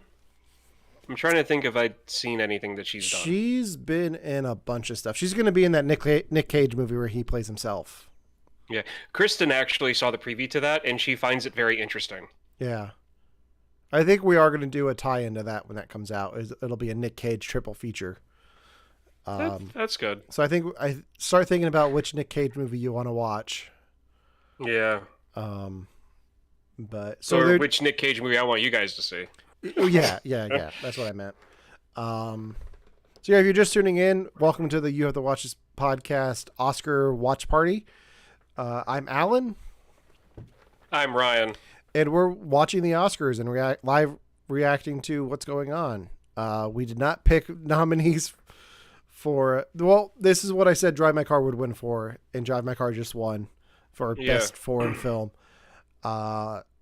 Which Absolutely deserves. I haven't seen the other nominations, but if you win Best Picture, if you're nominated for Best Picture and you're nominated in that category as well, chances are you're going to win it. Yeah. Um, Because isn't Drive My... Oh, wait. I heard an interview about, like, the director of Drive My Car wasn't mad, um, but was a little, like, kind of not even miffed, just not entirely happy with the fact that the movie was... It was something about it being nominated for like foreign film, because isn't this movie like half English, half... No, there are elements that are in English. So the main character is an actor, and a lot of his shows incorporate different languages. So they have like somebody speaking Japanese, somebody speaking Mandarin, somebody speaking English, and somebody signing. So there are elements where they speak in English. Yeah. But I would still say it's a Japanese film, foreign language. I have to find that interview, because they were talking about the fact that it was nominated, and like the fact that like not a lot of foreign films, or what's considered a foreign film. Yeah. Because there was a film that was nominated that was like set in the U.S. or was set in, it was set in the U.S., but it was nominated for a foreign film because of the amount of foreign language that was spoken in it, and they were talking about what makes something nominated for foreign film. So I believe Mila Kunis is on stage to introduce Ryan's pick for best song. So Ryan's pick for best song was "Somehow You Do" from the film Four Good Days, which starred Mila Kunis. This is and honestly, this is the first time I'm hearing this song. It's the first time I'm hearing. So this is your pick for this category, because if you're just tuning in now, Ryan was not available for when Devin and I went through and made our picks for the Oscars. So we rolled a dice to make Ryan's picks for him, and this just happened to be how the dice rolled for him in this category. So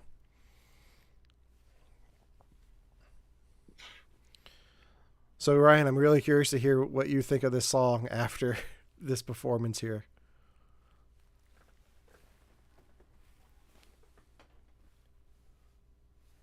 Oh God. What? And mute.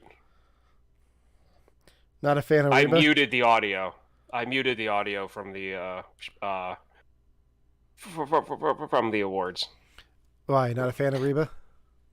The first few bars, I could tell exactly what kind of a song this is, and I just muted it. First, I heard her voice, and I heard the background music. I'm like, okay, I'm good, and I muted it. So I haven't seen the film, but Four Good Days is the story of a mother who helps her daughter work through 4 crucial days of recovery from substance abuse. It stars Glenn Close and Mila Kunis.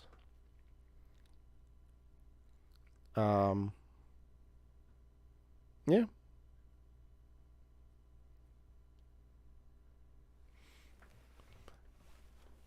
So you're not thrilled by your pick, are you?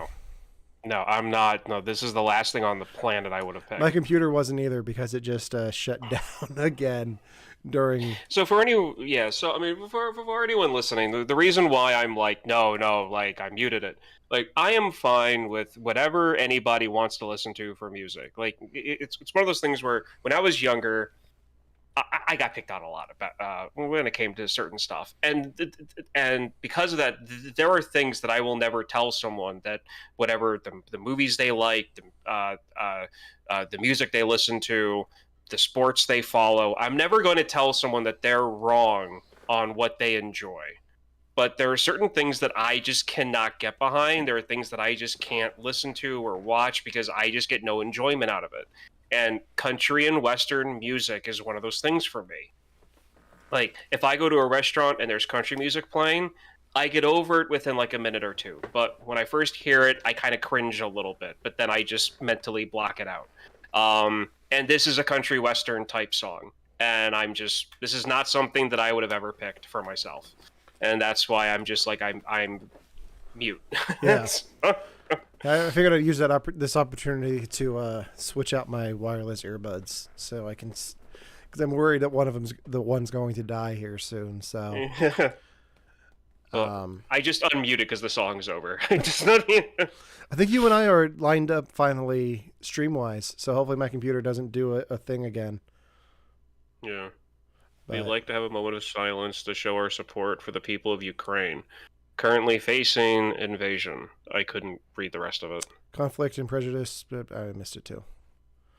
While film is an important avenue for us to express our humanity in times of conflict, the reality is millions of families in Ukraine need food, medical care, clean water, emergency services. Resources are scarce, and we, collectively, as a global community, can do more. We ask you to support Ukraine in any way you are able. Hashtag stand with Ukraine. So I guess that's what they've. Oh yeah, so the medicine, baggage, batteries, flashlights. So this is all stuff that. Yeah. I think we should take a moment of silence as well.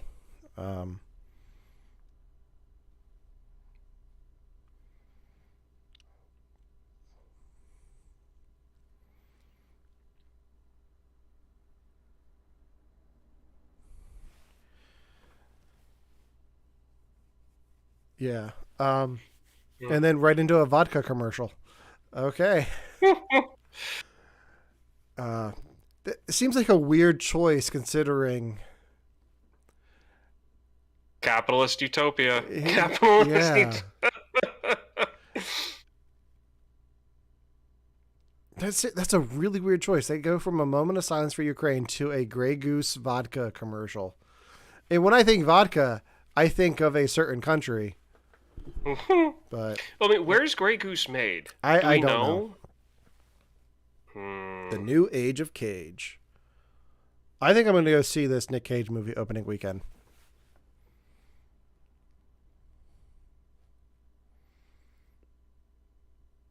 Speaking of Nick Cage, I love the fact that he's just like leaning into himself. Speaking of Nick Cage, Ryan, I have to give you one of these. This past Friday, I met up with Josh from Victims and Villains in Winchester for an event. We were advertising the upcoming Horrific Hope Film Festival. At a screening of Army of Darkness in Winchester at the Alamo Draft House there. And Josh gave me some printouts. He also gave me these awesome Nick Cage Victims and Villains stickers. Yeah, there we go. Nice. Yeah. So I've got a few of these here at the house. I'll have to get them to you. There we go. Yeah. But yeah. Yeah, if you haven't yet, go ahead and check out our friends over at Victims and Villains. They're advocating mental health through pop culture. I will be on there this coming week talking about the Sony Marvel film Morbius. In just over a week. I think next Monday, Josh and I will be live on Twitch. I think we're doing it live on Twitch. If Josh is still watching, let me know. I think that's the plan. But we'll be talking about Morbius on their podcast, so check that out. I'll also give a mini review on You Have to Watch This podcast next Tuesday, because I'll have seen it then and let you guys know what I thought. But if you don't know You Have to Watch This podcast, every week we make each other watch a movie one of us hasn't seen. This coming week, we will be talking about the Oscar Isaac film, Inside Llewyn Davis, which Ryan has not seen, but Devin and I have. So we'll be talking about that and getting hyped for Moon Knight. Josh says yes, we'll be live on Twitch. So go ahead and check out Victims and Villains here on Twitch. I think I have a command I can put them in here. So I know you're saying that this is coming from Josh, but is it coming from him or is it coming from his Tesla? Because we have to be very specific here. I think he's home now. Okay. And then I can tell, and then I believe it's my pick after this week. Yes. Let me check the calendar. Yeah. Because I can tell you exactly what it's going to be. once we confirm that it is. No. The following week, we switch things up. The winner of tonight's Oscar bet gets to pick whatever movie they want the next week. And then I believe it is you. Yes. Then my next scheduled pick. Your next scheduled pick on the 12th. Is going to be Predator 2. Okay. So. You know, it's funny. I was playing Fortnite earlier with my brother-in-law. And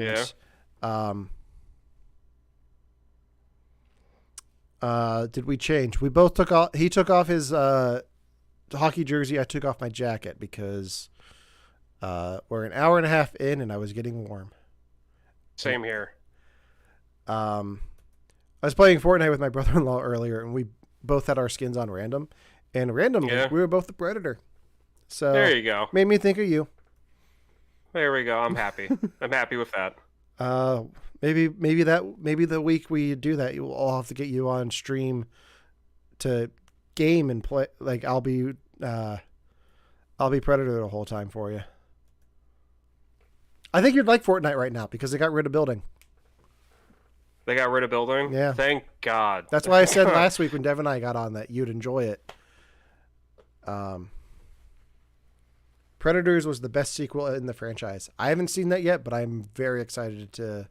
They will be seeing that soon. This is part of my thing because I've had them watch all of the Alien movies except for the very last one, which I'm keeping in my back pocket. Yeah. And then I'm going through all the Predator films now. Yeah. So we're at Predator 2.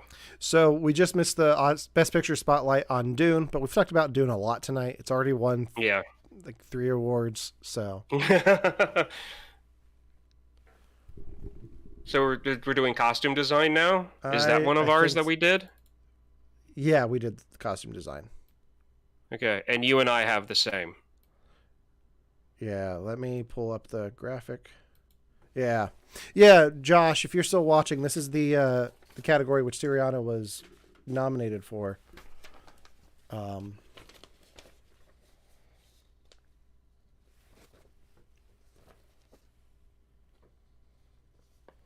Again, celebrities don't know how to read teleprompters again. And to be honest, I'd be one of them too. Yeah. I haven't seen it yet, but I'm kind of surprised Peter Dinklage wasn't nominated. All right. So the nominees for costume design are Disney's Cruella, the aforementioned Siriano, Dune, Nightmare Alley, and West Side Story.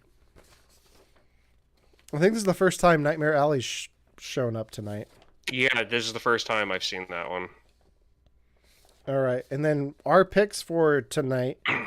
Ryan and I both have Dune, and then Devin has Cruella. And who just won? Cruella. Devin just won this one. That is good for him. To be honest, it makes sense, and here's why. Dune, the costuming was amazing. It really was. But you had pretty much everyone wearing the same thing. In Cruella, they had to basically revamp like early London high fashion from like the late 70s. Yeah, and Cruella is about a costume designer, like a fashion designer. So I'm not surprised that it won. Yeah. Because I told Devin, like, his pick makes sense. Like, logically. It makes sense. So, the standings right now, Devin and I are tied with 3 points, and Ryan has 2. So, it could be anyone's game right now. And Devin should be joining us here shortly on the show. Hopefully soon. Hopefully. But, yeah. Right? I mean, you go ahead. We keep on talking over each other. Sorry about that. I was gonna say the thing about Cruella that stood out to me was the like I like punk music and I like the history of stuff that I like. And when they showed Cruella's character when she's going to get her job and in the clothes she's wearing, like high fashion from that era with like the punk's clothing style influence for that time. And I remember here, like the fact that it got me to think that Like it got me to think that. So I mean, Yeah. this makes sense. No, it absolutely does make sense. What was I going to say? Um, I've only seen the opening of Cruella because I heard how ridiculous the film is at the beginning. It's like, okay, I got to see that. So it was one of those things. My niece wanted to see it when she was in town, so I bought it on Disney Plus so we could watch it. Yeah. And I watched to that point where Cruella's mom dies, and the way she dies, I was like, okay, I'm good. I don't need to see the rest of it. This is amazing. Yeah, no, I mean, I still haven't gone back and watched the whole thing. I need to. It's really good. Like it's definitely worth all of the praise it gets. I don't think it's worth any more than that. So while we're on the topic of Emma Stone, I read something before we went live, a rumor that I wanted to run by you and get your take on this. There's a rumor going around that Emma Stone was originally supposed to show up in Spider-Man No Way Home as an alternate version of Gwen Stacy, I'm assuming, where we would get Spider-Gwen. Would you have liked to see that in that film or not? I think so. Okay. To be honest, I think I would have been okay with that. I'm going to stop talking now because your guy's on screen. Yes, he is. John Leguizamo, one of Ryan's favorite actors of all time, right? Yeah, all time. Super Mario Brothers. John Leguizamo, ladies and gentlemen.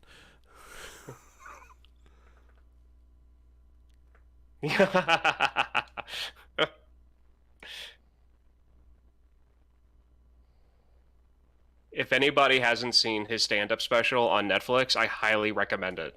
I didn't know he did a stand-up special. I'll have to check that out. It's really good. He talks about like the entire thing revolves around a school project he had to help his kid with. It's amazing. I think he's introducing We Don't Talk About Bruno. Yeah, I wouldn't be surprised. See, my history with John Leguizamo starts with the movie Spawn, and him as the clown. And then I haven't seen that either. And then it went from that to then Moulin Rouge, and he's part of what makes Moulin Rouge so like entertaining for me to watch.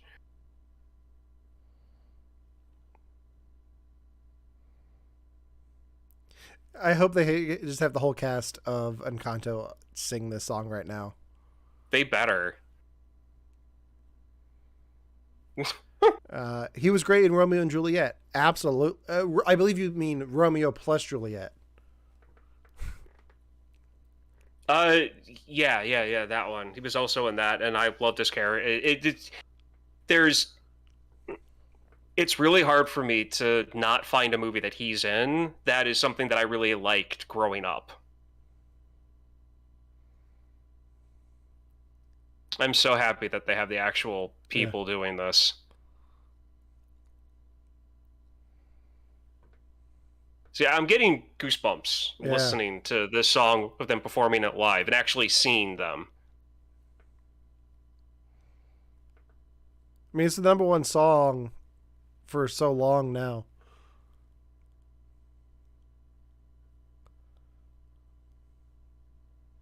This is throwing me off to the side. Who's this?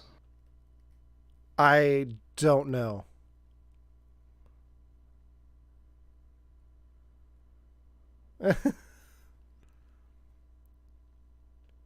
Is that Megan the Stallion?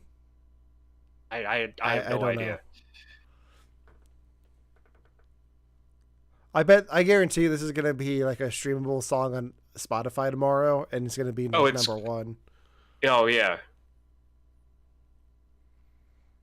Just so they can make another dime off of this song. Well, of course.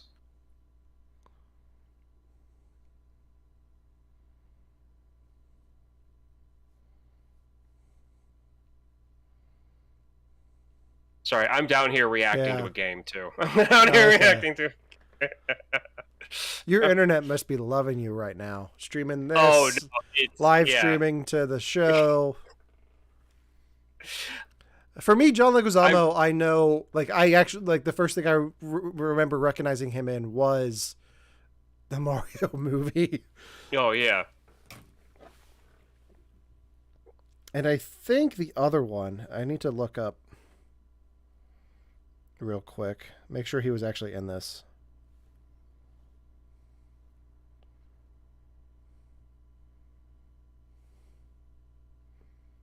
He was not. I think I got him confused with Tony Shalhoub. But no, I remember him like as he was a great character actor in the '90s and all that different stuff. And it's funny that he's the only one not singing in this musical number right now. Yeah. You got some more Oscar trivia? Yeah. Just give me. Yeah. Actually, instead of the trivia, I'm gonna ask you: who is your favorite presenter for the Oscars? Who is your favorite presenter for the Oscars tonight, or of all time, or just in all time? Like, if you could pick one person to be it for going forward until they can't do it anymore, who would it be? To host or to present? Yeah, to host. Oh, Steve Martin. Steve Martin. Okay. Steve Martin, absolutely. Same here. Steve Martin, yeah. And I think Steve Martin works great with so many people. Like him and Alec Baldwin did a great job. I think him and Martin Short would be phenomenal. He can do it great by himself.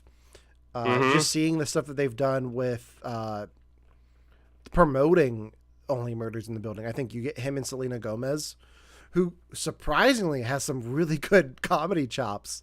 Like you put her up with Steve Martin and Martin Short, she holds her own, and it's impressive. But yeah, Steve Martin for sure. Okay.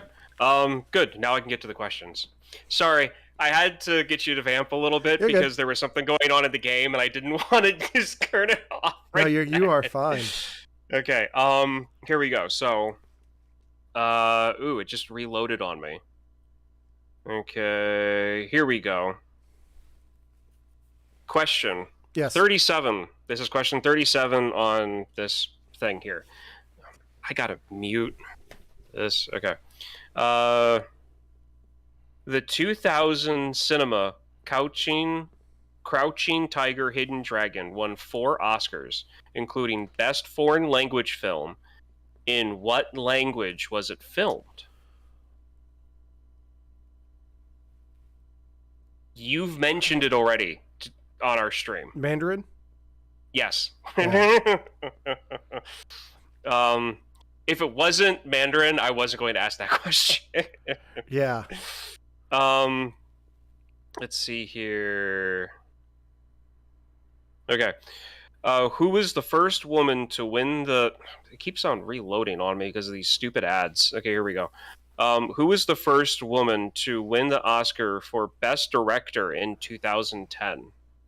Catherine Bigelow. Yes. I have so much weird knowledge in my brain about film. Okay, here we go. Who was given the longest standing ovation in Oscar history, 12 minutes, while receiving an honorary Oscar award in 1972? I have no idea because I was not alive then. Give me some hints. It is okay. It is probably the only person you and I could name who was from the silent silver screen era. Charlie Chaplin. Yes. You know, as soon as you said silent film, I was like, you can't name anyone else from the silent film era? Off the top of my head, no. Buster Keaton? Like, at this, who? Buster Keaton? Name sounds slightly familiar, but I'm saying, like, right now, off the top of my head, I can't name anyone Have else. you ever seen a Charlie Chaplin film? Oh, several. Okay. You know who I think hasn't? Our co-host, Devin. No, but he has seen that, like, modern one that they made. The artist? Yeah, I could see that. Yeah, the artist. And I would actually I think we should, because I would love to like get his view on I would love to get his view on like an actual silent film compared to The Artist, and see if he'd have any, what his feelings were going through that, because that's the kind of thing that gets good conversation out of him, and that also gets me mad. So we're just going to continue. All right. So they're doing the Best Picture spotlight on King Richard, which we talked about a bit at the beginning of the show when they were doing the musical number. This has got a great supporting cast. John Barathol just showed up here as the one coach. Tony Goodwin, who you might know, Ryan, as the bad guy in Ghost. Yeah. Who has a history in Hollywood. Do you know what Tony Goodwin's... Oh my God, Wanda Sykes. I'm sorry. I'm distracted by Wanda Sykes dressed up as... King Richard. King Richard, yeah. Okay, I'm ignoring this. Can you continue with the thing you're asking? Tony Goodwin, do you know what his tie to Hollywood is? Like, no, I do not. Goldwyn, sorry, is the G at MGM. Metro Goldwyn Metro, I think. Interesting. Okay. She just fell from the ceiling as Spider-Man. Oh, wow. Yeah, okay. And I just said she, so I think we should actually name her. Yeah, Amy Schumer. Yeah. Amy Schumer. And of course, they cut to Andrew silly Garfield. String. Yeah. Yeah. With cans of silly string. Okay. See, this is the type of stuff that they would do on like MTV Movie Awards, not the Oscars. Yeah. Well, no, then I think this has a bit in some of the Oscar stuff. Okay, so we're doing Billy Crystal would always do that opening montage of him being in all of the films. Well, yeah. And I think Billy Crystal is my second pick for if I had to have anyone that hosts the Oscars for all time. Billy Crystal's mine. He's a good one. Like, again, I'm surprised they didn't get him. Oh, wow. Juno reunion. Yeah.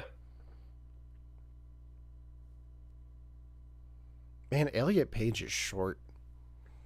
Yeah. He always has been. Like, yeah.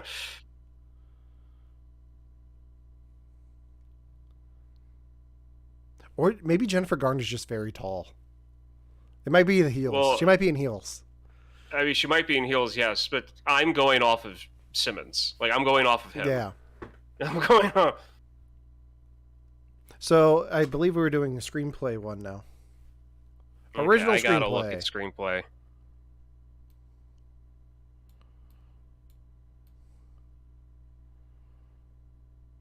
All right, that's the. I'm not seeing it. Costume design, directing, film editing, so makeup and hair. Original screenplay. So let me read the nominees first. The nominees for original screenplay are Belfast, Don't Look Up, King Richard, Licorice Pizza, and The Worst Person in the World. Okay. Our picks were. Where is it? Original screenplay. I picked Belfast. Devin had Don't Look Up. You had Licorice Pizza.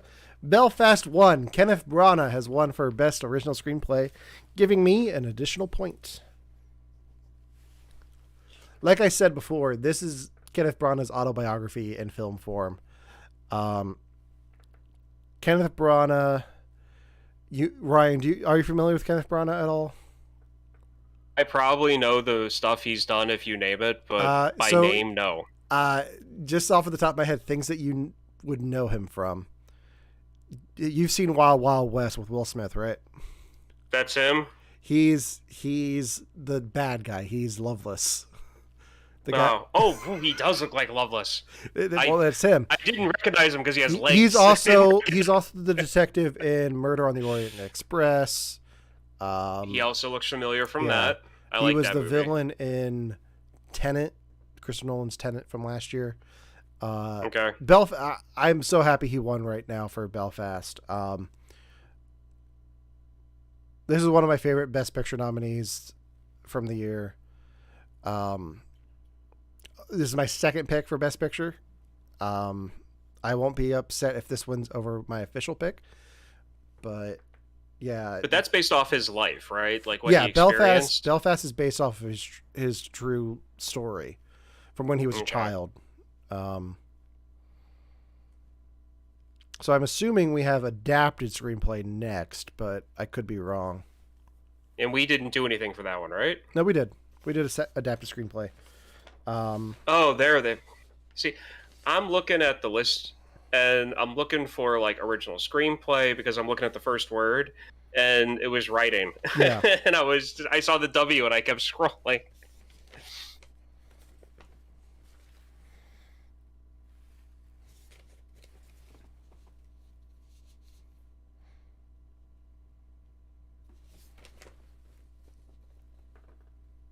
Hey, Alan. Yes. Who was the youngest person to win an Oscar at age 10? Anna Paquin. No. No? No. I have no idea who this person is. Tatum O'Neal. Tatum O'Neal.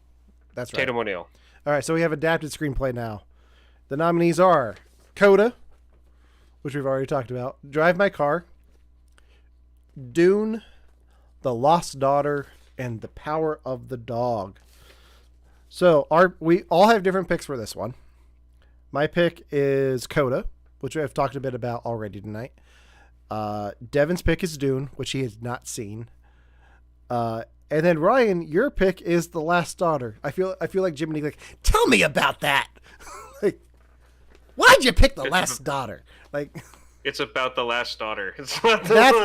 That's who I want to see host the Oscars. Not Martin Short, just Jiminy Glick. Do you know Jiminy Glick? By the impression you did, I think I can narrow it down. Who just won? They're announcing it now. Sean Hayter. I don't know.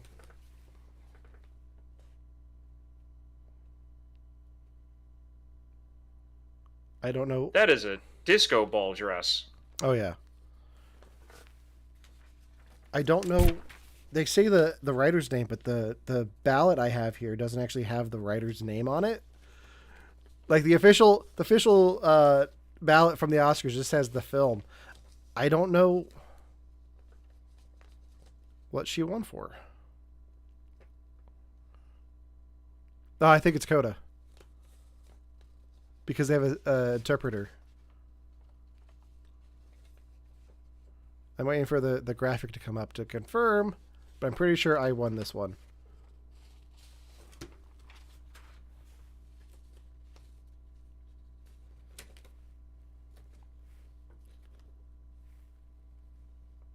Yeah, it was Coda. She's thanked Apple. It's Coda. Which gives me another point.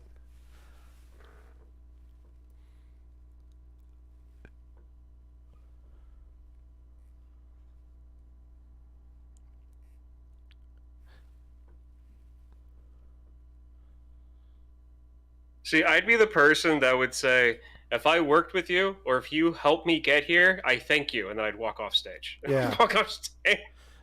I feel like the winner at the end of this tonight has to give like their thank you speech for winning. Yeah. Yeah.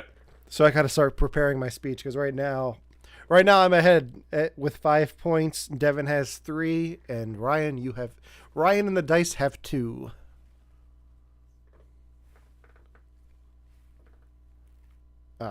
No, I'm really excited that won for adapted screenplay.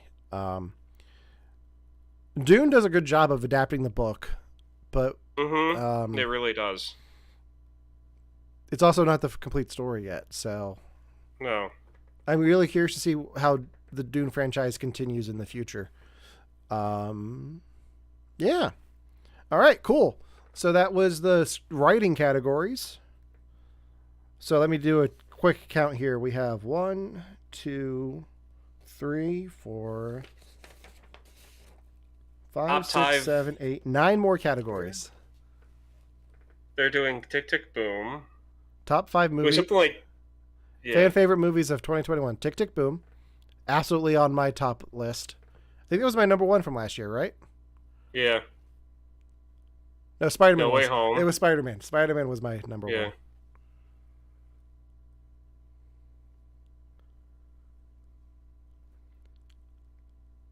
Man, what a year for Andrew Garfield.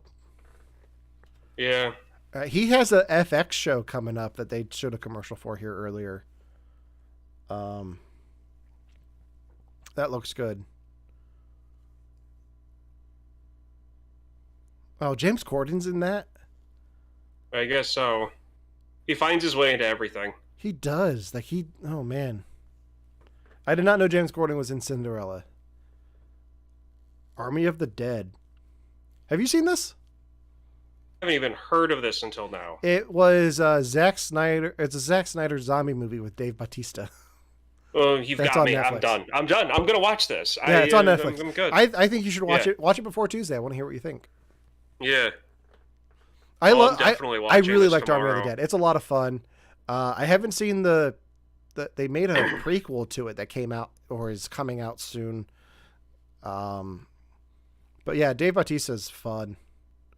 Yeah. Fan favorite movie of the year. It's going to be interesting to see what they say is number 1.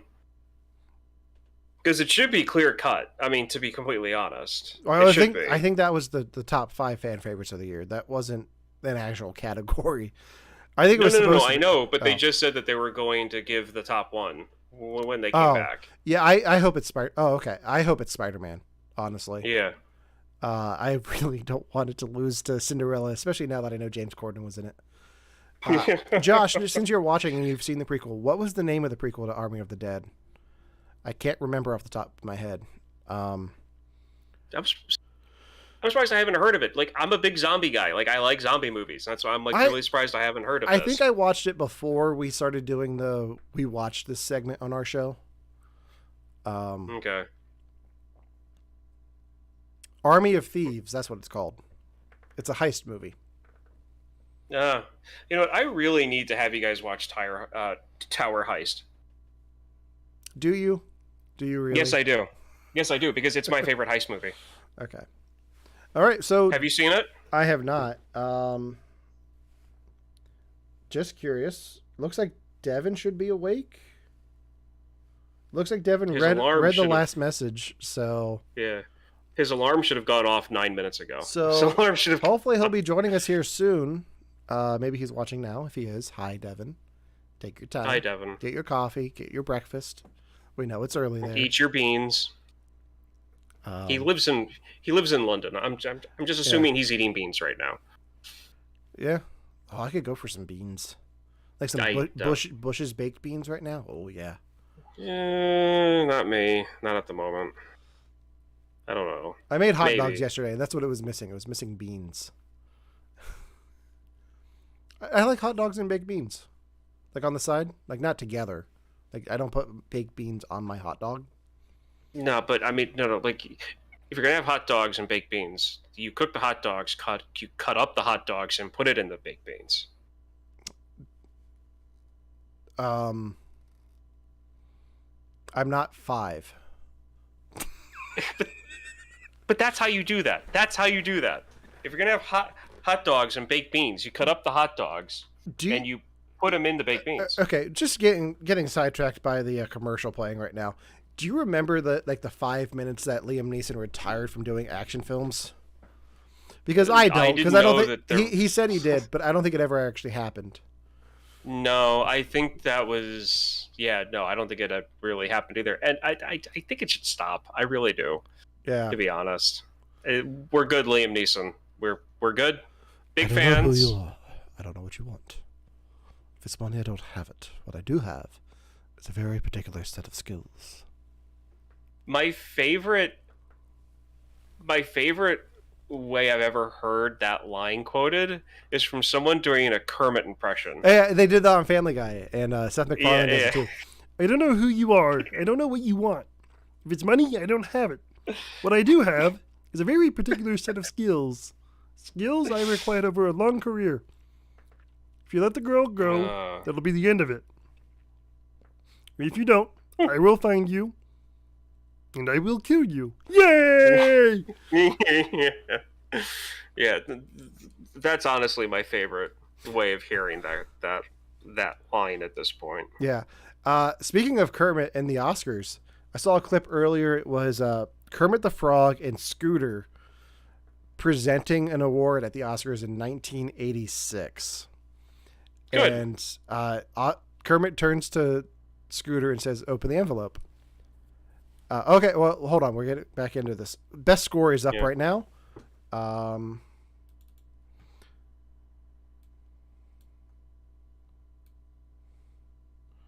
right. So the nominees are Don't Look Up, Dune, Encanto, Parallel Mothers, and The Power of the Dog. Hans Zimmer for Dune wins it, which is... You and Devin get a point. Yeah, Devin and I both get a point for that one.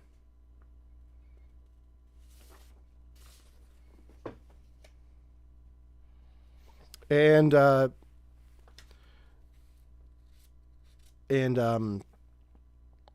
Jason Momoa accepted for Hans Zimmer. All right, so the best picture highlight right now is for Licorice Pizza, which I don't know if I just need to see more Paul Thomas Anderson movies, but this did not. I did not enjoy this one that much. There were moments in it I enjoyed, like the Bradley Cooper stuff and the Sean Penn stuff, but beyond that, it just fell flat for me.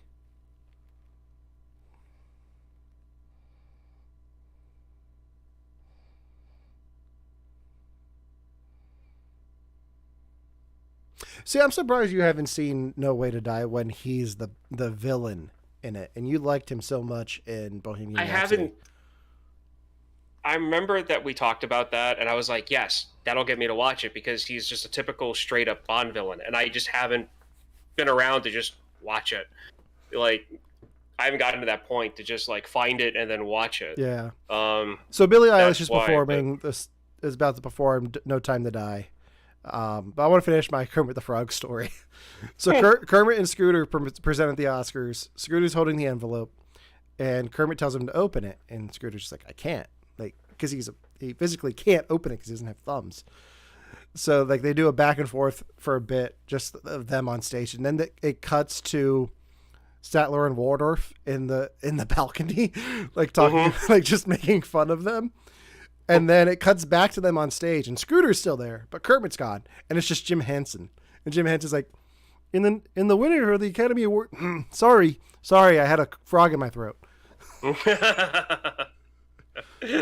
That's can good. Josh ask a trivia question? Absolutely. I would love to hear your trivia question.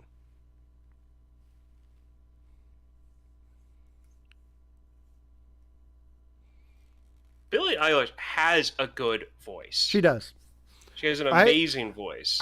Part of me wants her to win because I would love to see her EGOT. Do you know what an EGOT is? No. EGOT is Emmy, Grammy, Oscar, Tony. Name three best pictures that are... the only three best picture winners that are longer than 3.5 hours. Boy. I'm trying to think what's that long. Is Titanic one of them, Josh? I feel like Titanic's over 3.5 hours. I'm trying to think of films that were on 2 VHS tapes. Titanic is not. Okay? I'm going to assume that they're older films from like the epic movie era. That's a question I'm asking him. In that case, I'm going to say Ben-Hur. As my next guess. 10 Commandments? I don't know if that won Best Picture. I don't know. Yes, older epics. So I said Ben-Hur. I would also say Gone with the Wind. I was going to say Gone with the Wind. Lawrence of Arabia and Ben-Hur. I have not seen Ben-Hur or Lawrence of Arabia. I have seen Gone with the Wind, and I have the screenplay. As I drop everything off of my shelf. Yeah, I've got the screenplay right here.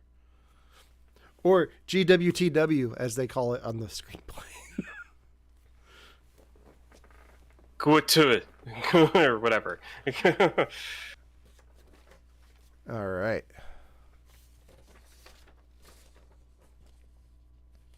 Everyone's dressed in black on the stage. Mm-hmm. And she is not wearing the same dress she wore on the red carpet. She is.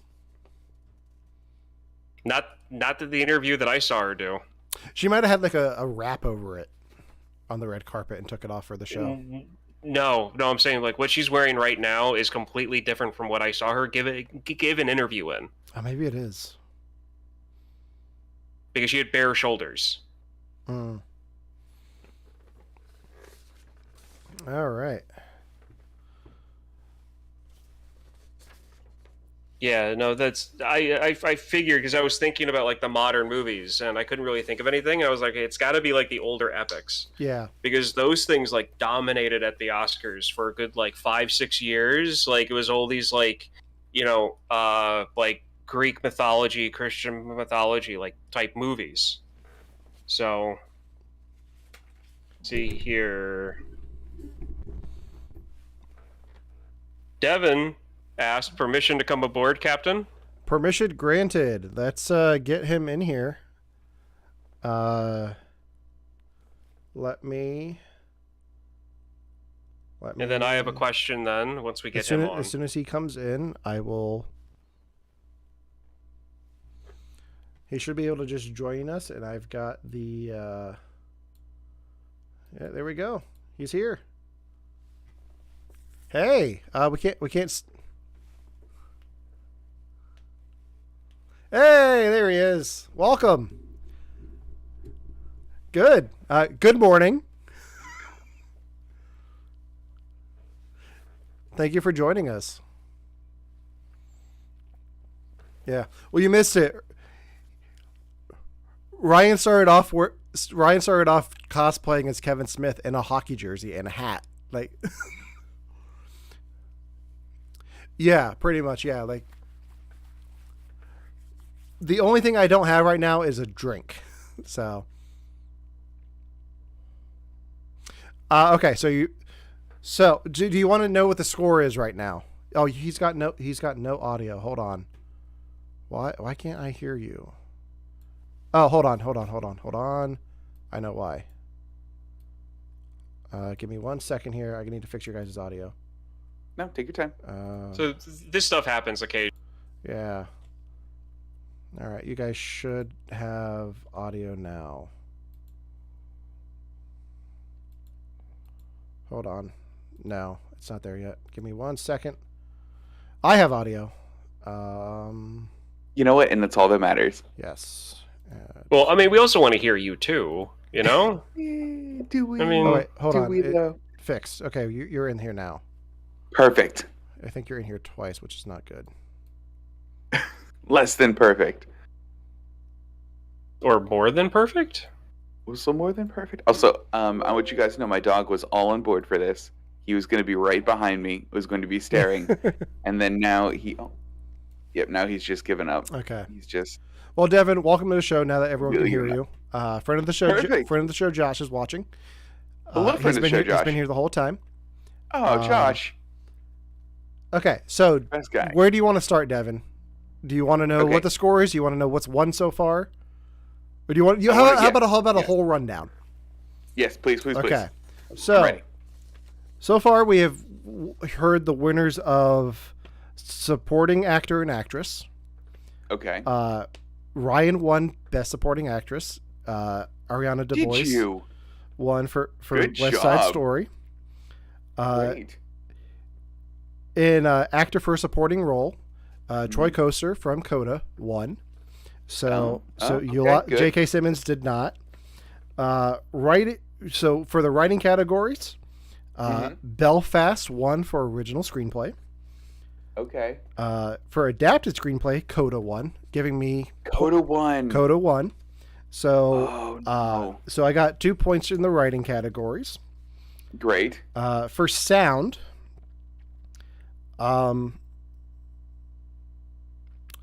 Dune won. So I got a point there. For sound. Shoot. Ryan, do we know what won for visual effects? Was it Dune? It was Dune. So we both got a point so I got for that. one. Yeah, we got a point there.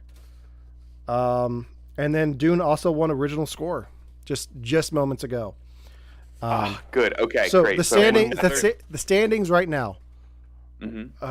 Ryan has 2 points. Devin, you have 4, and I have 6. Oh man. Okay. Middle of the pack, right where I like to be. Ryan, what category was this? And Dune. What about Dune? Oh, this is editing. Dune just won film editing. Oh, Dune. Oh, Dune won film editing. We both had who had editing? You both had Tick Tick Boom. We both had Tick Tick Boom. Ryan had Power of the Dog. So we did not win. Which I knew that one wasn't going to go anywhere. Ryan, how did you feel about your picks, by the way? I don't know if you guys discussed this, We but did. I need to hear it from you. So I only know a few of these movies. So really, whenever one of those movies is nominated, I'm like, yeah, no, I would have gone with that because I know that one. So, like, I think I'd be 2 if I was picking my own stuff at this point. Okay. I think I would have been 2 because there's stuff that's won awards that I just haven't seen and I just wouldn't have picked. Unlike you, who picks movies that you haven't seen yet. I do, based strictly on Alan's recommendation of the movie. I can't. Whatever. I feel like sometimes you kind of know. I feel like sometimes you can hear about a movie, go, oh, okay, they did that for an Oscar. Got it. That is so you. Yeah, it is. It is 100% me. I feel like sometimes they did that with Being the Ricardos. I feel like I don't know if any of the categories of Being the Ricardos was up for, but it felt very Oscar baity to me because it's a story about Hollywood and how great Hollywood is and how great and important the things that they're doing are. And that seems very Oscar baity to me because Hollywood seems very much to like that it does what it does. And people call me cynical. Holy cow. I think that's why The Artist won. The Artist was a fine film. I don't think it was an Oscar winner, but it was, how great and impactful movies are, the movie.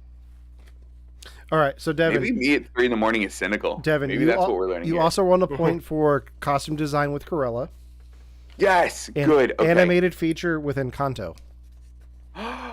Good. Oh, I really love those two. So those are your other 2 points. The other 2 you tied with me on, with musical score for Dune and something else for Dune, I think.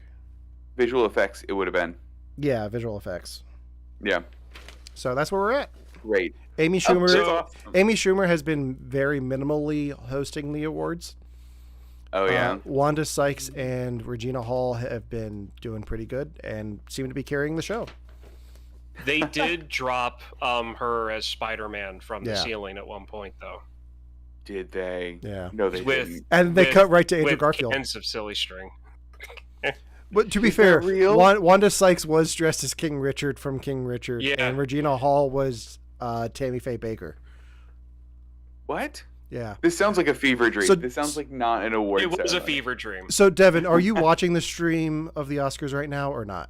I'm not. Where can I watch the stream of the Oscars? I don't know because you're in a different country. That's a good point. Let me do the Googling. Okay. No, I want to be watching them. Yeah. Because I can't actually share it with you over Discord like I intended to. I wasn't going to try to do that. No, we would never do something like that. We would never do anything like that. Nope, not okay. I do have a trivia question. Oh, if you want to fill some time. Yes. Okay. Yes. They're vamping. Let's vamp too. Who hosted or co-hosted the Academy Awards 18 times during his career? Bob Hope. Neil Patrick Harris. Bob Hope. Neil Patrick Harris. Come on. He hosted once. He hosted once, and that's it. Hey, Chris Rock is on. Chris Rock is on? Yeah, Chris Rock is on, and he's needling. All right, what is he going to be? He was needling Benedict Cumberbatch. Oh, really? Denzel Washington there for a little bit.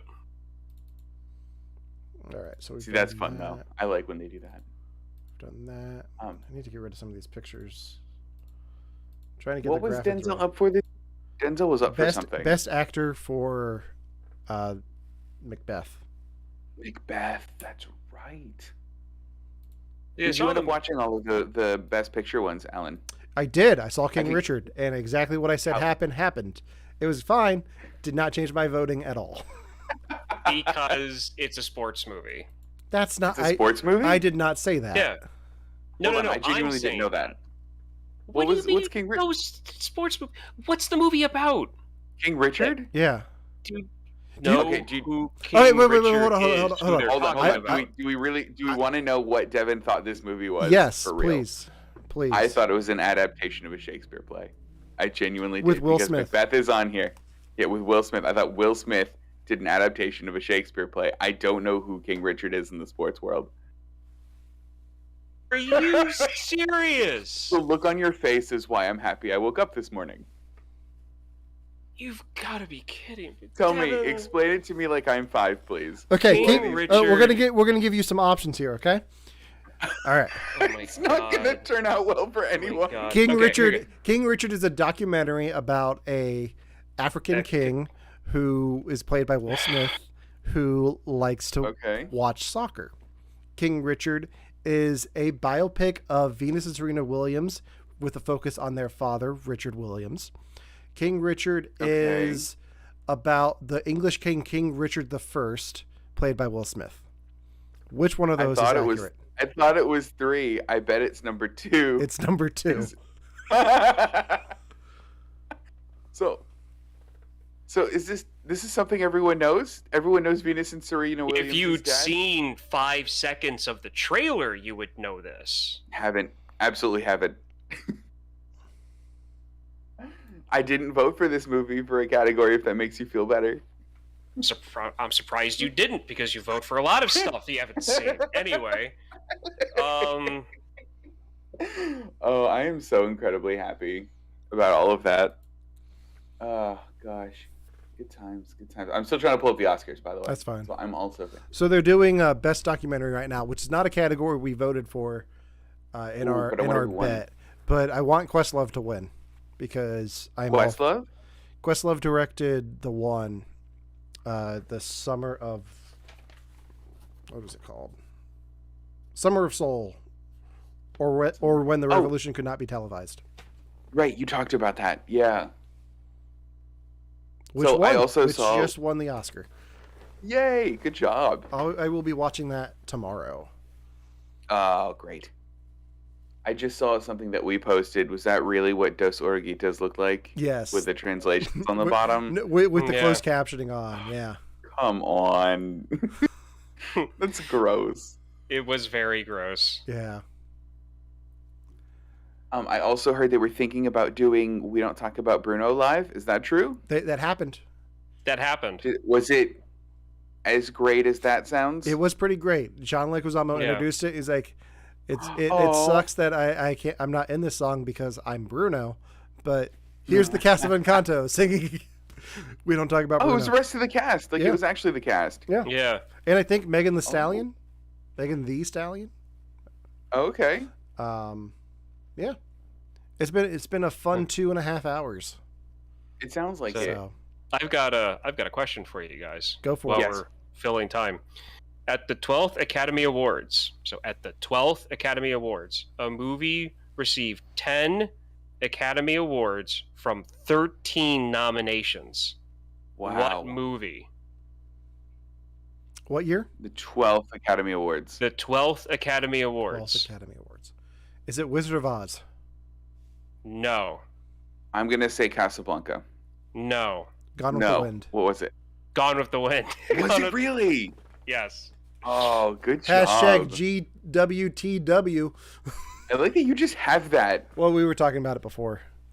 Oh, got it. Yeah. I mean, I do just have that behind me at all times. Okay. I really do. It's on my screenplay shelf.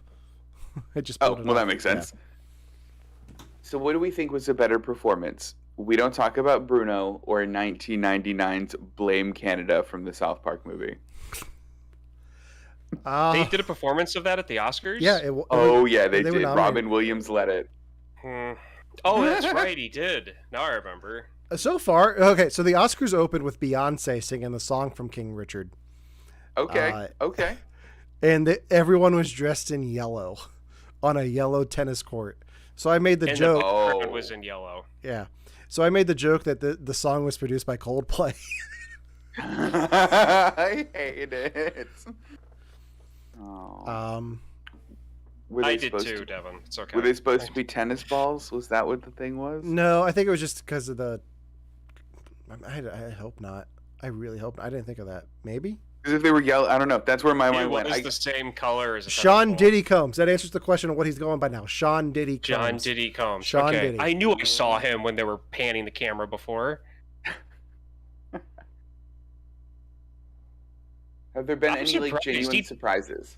He doesn't look as old as I know that he is. Surprises how, Devin? Like streakers running across the stage, or like not anything like really exciting. Like, it was something like that. You're like, oh, that person's there, or like, oh, it's weird that they did that. Woody Harrelson. Oh, there was one. They did a 30th anniversary reunion of White Men Can't Jump. Yeah. Why? With Woody Harrelson, Rosie Perez, and Wesley Snipes. What? Why? 30th anniversary. They've been doing. They've been doing a lot of anniversaries reunions for presentations. They did best original screenplay with a reunion from Juno. So Jennifer Garner, Elliot Page, and J.K. Simmons came up. That's cool. But I think Jason Bateman's there too. So I'm like, why not Jason Bateman? Like, yeah, why not Jason Bateman? Well, that's exciting, though. Okay, I think I'm finding out how to... This one might be hard. There are 2 films that tied for most nominations in 2015, with 9 each. Which actor appeared in both of them? Oh, man. 2015. 2015. So it would have been 2014. The Oscars did not exist in my realm of reality for, like... They did for me. 6 years. And that's one. That's one of the years.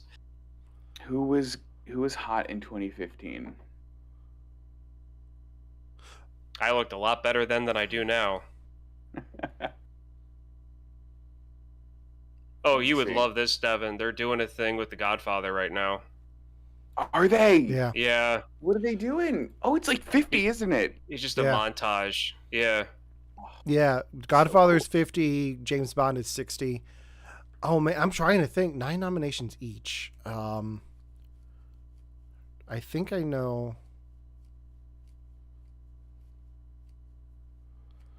Uh, 2015.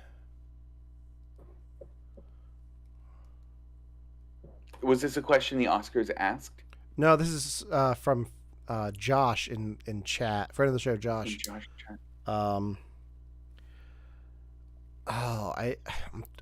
think I know what won Best Picture that year, and I'm trying to think. Okay, who's coming up to walk up after doing? So 3 people are walking up. They're older. Pacino, De Niro, and Francis Ford Coppola. Oh, is that who that is? Oh, they're doing the Godfather thing still, aren't they? Everybody's standing and clapping. Oh, good.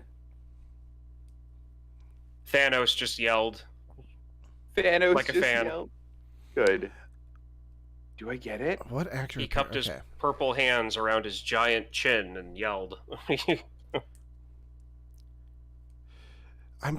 is gonna bug me. I don't want to look it up. Josh, can I get a hint?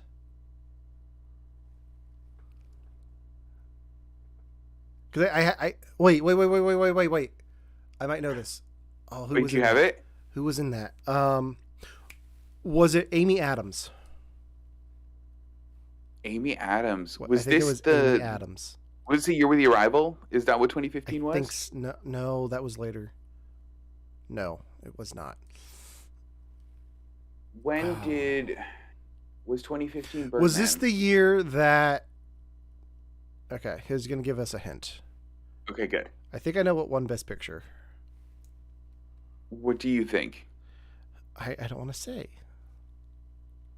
Well, I want to hint too. You have a better chance of guessing. Well, he's going to give us the hint here in a second. Let's see what his hint good. is, and then I'll say... if I can even remember the name of what I was going to say. Um, There it he is. played in a movie with Brad Pitt. Oh, I know who it is now. Devin, I'll give you a hint. Okay, give me a hint. Ask me about my wiener. I believe the answer is Jonah Hill. What? Jonah Hill's the answer of this? I believe so. What? Right? No? Are we right, chat? It wasn't. No. Edward Norton. Birdman and Grand Budapest. See, I was thinking it was the next year with Michael Keaton in what was that one called? The one about Michael the reporters in Boston.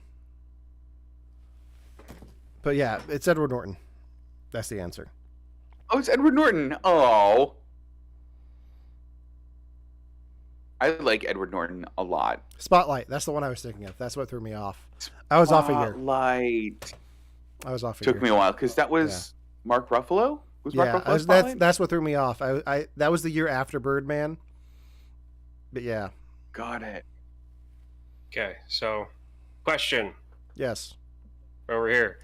Let's do it. What? And this is a modern one, somewhat Okay. modern. For what film did Martin Scorsese win an Oscar in 2006? 2006 Martin Scorsese. That wasn't. I think I know. That wasn't. This. Was it The Departed? That's what I was going to say. This is my Is- favorite film that was set in Boston. Yes. Yes. Oh, I love this movie. I My really love second this favorite movie. film that was set in Boston is The Town, but that's a different story. It's a different story. Okay, The Town is something that I have to watch again because I remember being so excited for The Town, and then I remember watching it and going, "This isn't the movie I thought it was," and not finishing it. Well, that's your problem with almost everything you've ever seen Fun before fact. joining the podcast. Fun fact. Incredibly I fair. have never seen The Incredibly Town. fair. I'm writing that down. I The own it. Town. Good. I've never seen it. It's been on my list for a while. Yeah. Because I like It's Affleck decent. as a director, but Yeah. It's decent. It's decent. Well, I heard it was I mean, really good. It's really good, but I don't want to overstate how good it is. Oh, got it. So I'm just saying it's decent because it's a good Setting film. the bar But I low. don't want to. Well, not really low. I want it to be even. Like, you know, like it's one of the best like cop and robber movies I've ever seen. No, I've seen better. But let's see. In 2003, Meryl Streep became the actor with the most Oscar nominations in Oscar history. Who held the record before her? For Meryl Streep. you said actress, right? No, the word is actor. Actor, okay. Marlon Brando. Devin, your answer? My answer is going to be. I don't know. I don't know a good one for this. Bob Hope. Katharine Hepburn. Ah. Oh, that Okay. makes sense. All right. I So, actually... I'm sorry, go. You go. no, I just wanted to say they are starting the in memoriam segment with a tribute to Sidney Sondheim. Poitier. Sondheim. Okay. Are you ahead of us? I might be. He was just on the back. Oh, okay. Yeah, they just started the actual tribute for us. So we're at William Hurt with Olympia Dukakis. There's Sondheim. So yeah, Devin, you're ahead Oh, of okay, us. yes.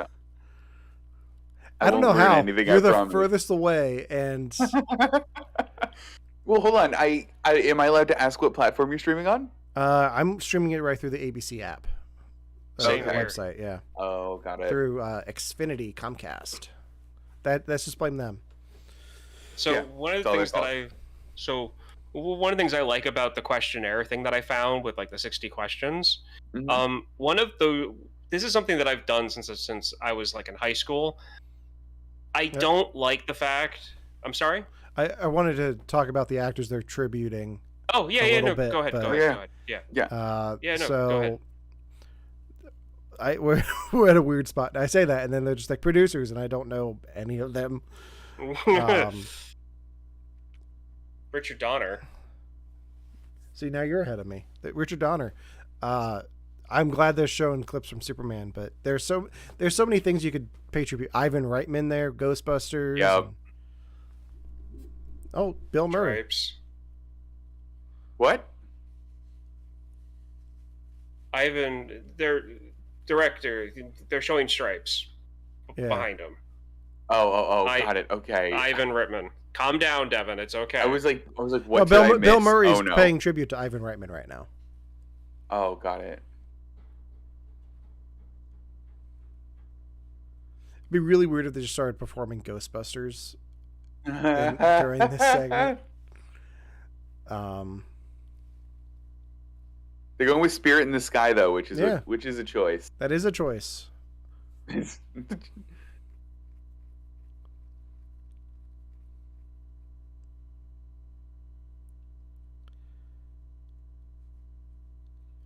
Oh, I actually didn't know about some of these. Like who? Melvin Van Peebles, I didn't know about. What would we know them from? Let me see, because he's one of those faces I just recognize. Let me pull him up quick. Dean Stockwell from Quantum Leap. Yes.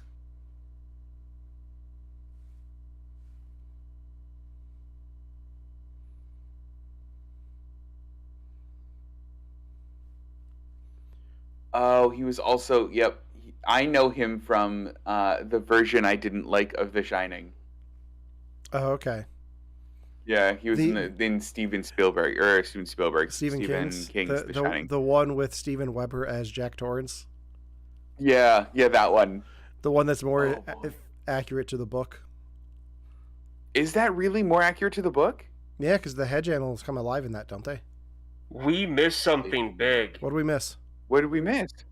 Or they cut. Will Smith punches Chris Rock at the Oscars. Oh no, we saw that. We didn't address it.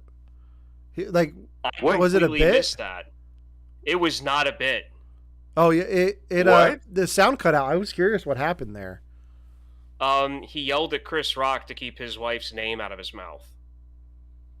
Oh wow! What? And he got up on stage and punched him in the face. See, the sound cut out for me, and I was curious what was going on there because I thought it was my computer being weird. That's why I switched headphones. Wow. Why was Chris Rock? Chris Rock was just talking about. Was he just making jokes He was doing his normal thing. Oh. Oh wow, that's big.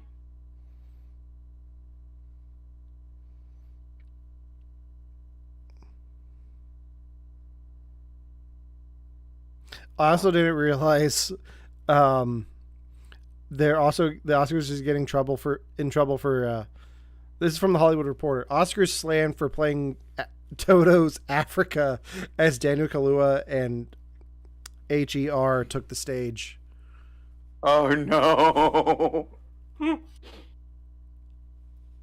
They're not always the most sensitive. They are. Well, that's a music direction thing. Yeah. Somebody signed off on that, and that's not right. I'm really curious about the Will Smith thing, though. Yeah. Oh, Zach, I didn't watch that. Zack Snyder's Army of the Dead won the Twitter Fan Favorite Award. They didn't show that either, or if they did, we missed it. No, I missed that one. We didn't have any nominations in that category, did we? We did not. We should have. Okay. We would have all lost because Ryan hadn't heard of that. I didn't. And I would have voted for Spider-Man. Yeah. What was up for that? It was Spider-Man, Cinderella, that Johnny Depp movie, Army of the Dead. What was the last one? I forget Tick, Tick, Boom. Oh, gotcha. Well, Army of the Dead one. Interesting. Yeah.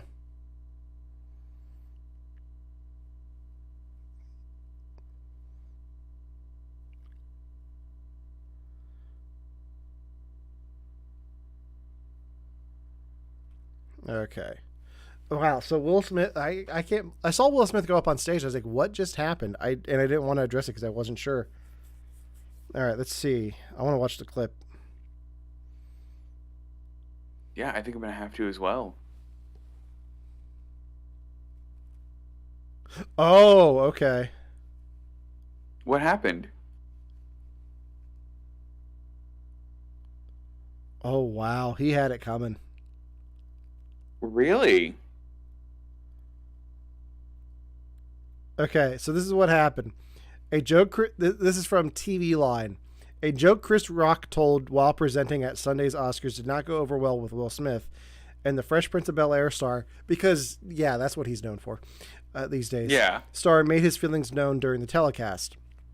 G.I. Jane 2, can't wait to see it, Rock quipped while presenting Best Documentary Feature, directing his comments at Jada Pinkett Smith, who is bald and who has previously spoken publicly about her hair loss condition. Though Will Smith appeared to laugh at the joke at first, Jada rolled her eyes and appeared displeased. Soon after, Will walked up on stage and took a swing at Rock. Wow, Will Smith just smacked the shit out of me, Rock said. Then Smith, who had returned to his seat, yelled from the audience, "Keep my wife's name out of your effing mouth," and repeated it after Rock protested that the dig had just been a joke. Audio of the exchange was muted on ABC, but the international feeds revealed the entire unbleeped interaction. I'm going to send you guys this article so you can see it. Yeah, I could have seen it all. I'm reading it from The Independent. Oh, yeah. Yeah. That's a good So, yeah. Oh, boy. Don't mess with Will Smith. That's surprising. Yeah. I was looking at news stuff about the Oscars and stuff, and I saw that. I'm like, what? How did we miss that? Because I saw Will Smith yell something very angrily, but it was muted. Yeah. And then I looked down. I didn't see him walk up on stage. Do you think Will Smith is going to lose some Hollywood points for that stunt? No. No. I mean, no, I genuinely don't think you will. Knowing this, the story behind it now, he's kind of justified.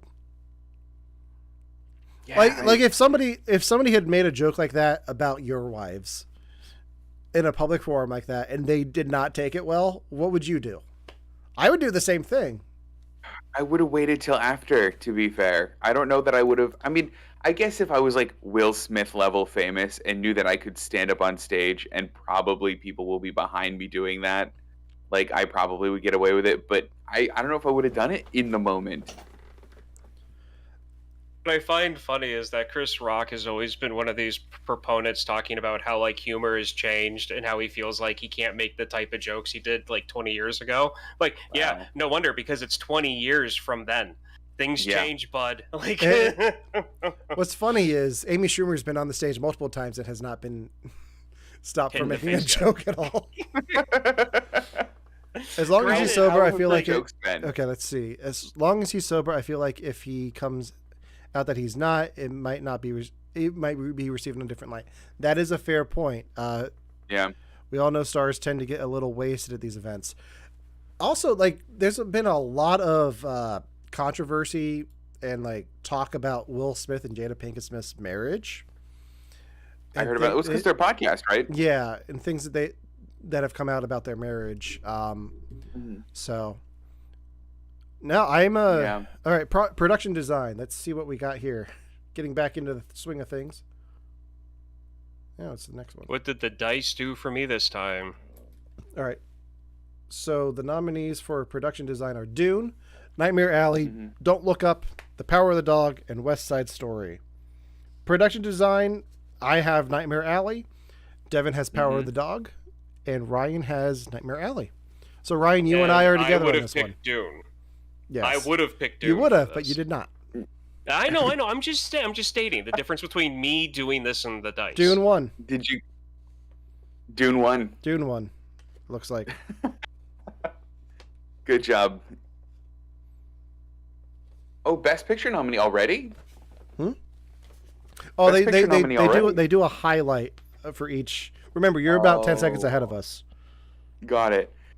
Yeah, they're highlighting Power of the Dog now, and I went, wait a minute, this seems way too soon. None of us won for production design, so That's 1 point that we all lost. Straight zeros. All hail King Dune for the official Oscars and Zack Snyder for the unofficial Oscars. All right, so how many has Dune won so far? Dune has won 1, 2, 3, 4, 5. Got the shivers there for a second. Yeah. All right, so they're talking about Power of the Dog. We've talked about Power of the Dog on our show. We did a whole episode on it. You can find that in our podcast feed to hear our thoughts on that. Power of the Dog I thought was going to be a big winner tonight, but hasn't really. I don't think it's won anything yet. I'm not surprised. If you want foreshadowing on my point of view on that podcast, I'm not surprised.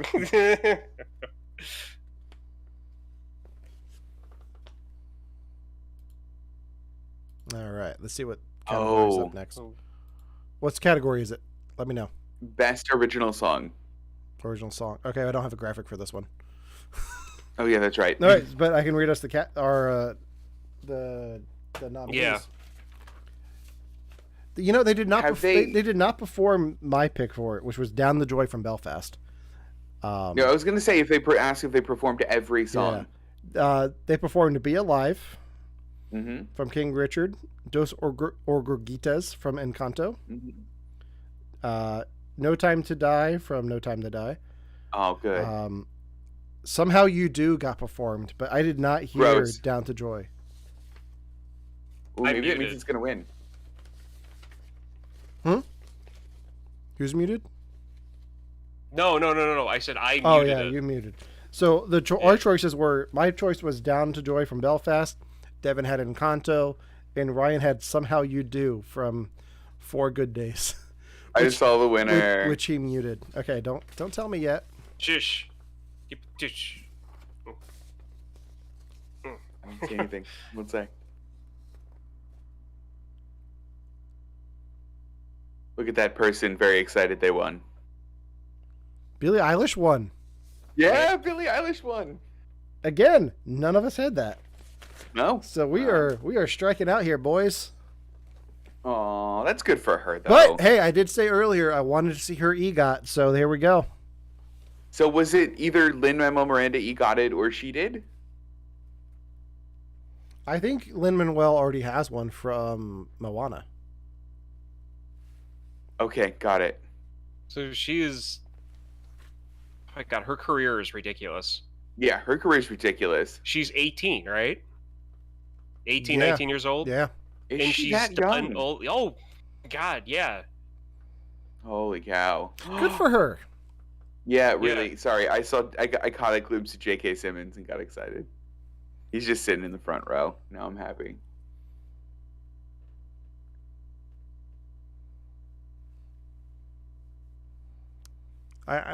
Good for her. So I'm sure. Really? Let me see what awards she has. Let's see, Billie. What is the Billie Eilish awards? Tony. Tony, that's it. Wait, she has a Tony? No, but she could.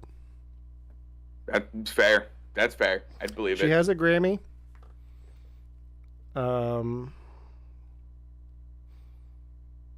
She does not have an Emmy yet. Oh, hold on. Here we go.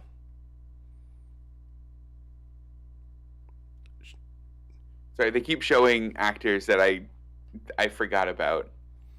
So, Will Smith is still in his chair. Is he? But they're doing a good job not showing his face right now. Like, they have not shown him, but you can see that he's still in his chair. Oh, boy. Also, did it cut out for you guys? No.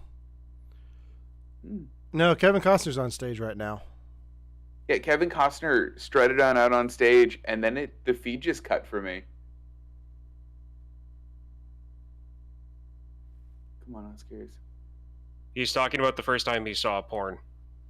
What? No, he's not. Yeah, he is. You could tell me anything and I'll believe it. Wait, is that really he was talking about what? He just said he was 7 years old. That's too young, Kevin Costner. What are you doing?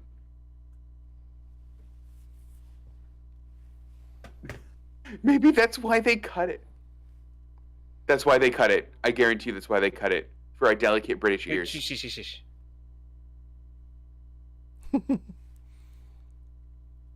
Oh, it was a joke. Never mind. It was a joke. Not me. Him. It was a joke from him. Oh, okay. Yeah. He called it an adult film. I thought that's where he was going with it. Adult film.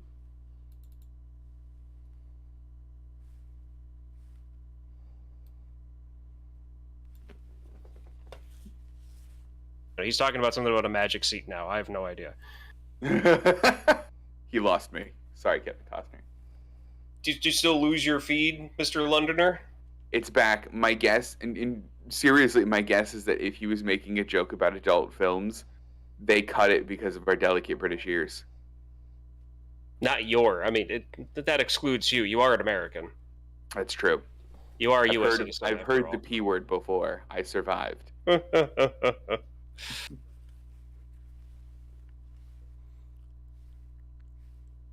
Okay, so it's directing. I was directing. Yeah. See, this is what happens when you spend 4 years or 5 years doing a show called Yellowstone. Is that what's called? Yeah. The show that he's on? Mm-hmm. This is what happens. You get a permanent draw when you talk, and that's what's happening to him right now. All right, so the nominees for Best Director are... I don't have the actual nominees here because the Oscars ballots is weird. I guess I'll just repeat them when he actually introduces them. But... Ryan, have you watched Yellowstone? No. Okay. I heard it was good. I know you have one more Kevin Costner baseball movie for us to watch, and I know when it's happening. Oh, really? Yeah. Yeah, we scheme against you when you're not here, Devin. Oh, yeah. No. Is porn banned in the UK? Josh wants to know. And Denny Villeneuve should have been. All right, let's read the nominees here. So we got Kenneth Branagh for Belfast, Renuska Amagachi for Drive My Car, Paul Thomas Anderson for Licorice Pizza, Jane Campion for Power of the Dog, and Steven Spielberg for West Side Story. Is porn banned in the UK, Devin? Our viewers want to know. Mine just went to commercial. Did it really? Yeah. Yeah, no, the feed got cut. Now I'm looking at your local news station, and it's just a blank screen. Because oh it's my 11 gosh, you want me to tell you who won? Yeah, who won? The director for Drive My Car. Drive My Car? Oh, that's me! Ryan won did you win that one? Ryan won it. That's me! I have 3 points now. Thank you, Dice. Ryan. Yeah, okay, ABC 27 in Harrisburg just cut the feed. So Ryan's on the board with 3 points. Good thing you got this got it figured out over there in the UK. Yeah. So I can answer that question though. You don't have to go to Devon. Go for it. Oh, we're back. Are we back? I'm refreshing just because mine was. I was ahead of you and mine wasn't back, so I'm refreshing. I think it's because it was 11 o'clock. It went through. Yeah. Okay, so. She's doing her acceptance speech. I know that it's not banned in Britain. Wait. Wait, are you sure Drive My Car won? Devin said it was. I thought she's on stage giving a speech now. That's Jane Campion for Power of the Dog. Is it Power of the Dog? Yeah, that's who the director is. Oh. Hold on, let me look this up. Hold on. Because then I saw something wrong.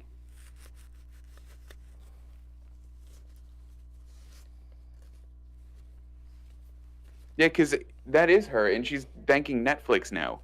Yeah. So Ryan did not get a point. Nobody. Oh, no. Doesn't matter. If this is the one thing Power of the Dog wins, that's okay with me.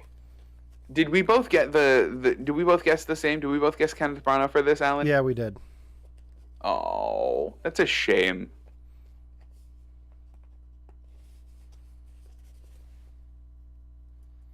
Okay, well, that was anticlimactic. Yeah. Aww. So now that we got that squared away, I Yes. know that it's not banned in Britain because there was a big news story on the Independent about like 2, maybe 3 years ago that the British government was looking into banning certain types, They were. certain subplots in porn. Mm-hmm. So I know that it's not. Like a heist porn. They wanted to ban. Called Brexit through the rear. Yeah. I hate it. No, so it's not banned here, but discussion of it in public forums is somewhat limited here. So there are a couple of acts, ones that which came out in, let me pull them up quick, 1984 and 1959. The Obscene Publications Act, and specifically a subsection of the Video Recording Act in 1984, ban explicit talk about it in some instances. Like what we're doing right now. What we're doing. So my guess is that joke was probably towing the line for like the explicit materials act, which. But hey, Will Smith punching Chris Rock in the face, or I don't know made where it. he punched. Got all of it. Yeah. I got all of it here. Yeah. Well, that's also like we're not allowed to watch Parliament at all. Oh, really? Yeah, you guys can. They video record our Parliament, and you guys can watch our Parliament debate. I was gonna say we're not allowed to watch it live. Like I've seen it live on the BBC app. Yeah, we're not allowed to watch it here. Why? So I genuinely don't know. In the chat, so no tea time for your favorite nudie picture convos. No, unfortunately. Dang it, the Queen. You know what's weird? Seeing what? a Peacock commercial on ABC. That is weird. You know what? If they pay for the time. Yeah. If they pay for the time, it's going to work. Oh man, what an upset with Power of the Dog. Whatever. I'm more concerned that you thought that was something. the director of Power or Drive My Car. No, it wasn't even that. It was that I looked on the screen when they had the winners on the panel, and there was a graphic that flashed over the words "Drive My Car," and I went, "Oh, that one won because that's the graphic." And then because it's on this screen over here, I stopped looking. Got it. Okay. Well, so I was like, "Oh, that's what it was." Like, on that what note, an ladies and upset! Like gentlemen. Moonlight and La La Land all over again.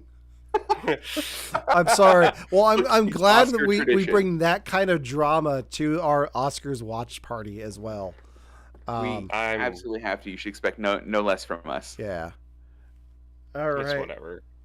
Well, Ryan's just upset because he didn't get the point there. To be honest, if I would have made show and we were picking, and I was actually doing the picks, I would not go as far as to say that I'd be in the lead, but I would definitely be in the second spot, solidly in second place. Well, you know what? You would be way above me. Because Devin got our hopes up. I would have picked Dune more than you, because I've actually seen it. That's fair. Just because Devin lied and got our hopes up, and I don't feel like scratching out stuff. Ryan, you're going to keep the point for a director. Oh, yeah, thank you. Good job, Ryan. So you're still losing with 3 points. I know. Devin has 4. I'm still in the lead with 6. So. Oh man, wait, hold on. Did chat today fill out or figure out what the loser is gonna have to do? We did not yet. We need to figure that out.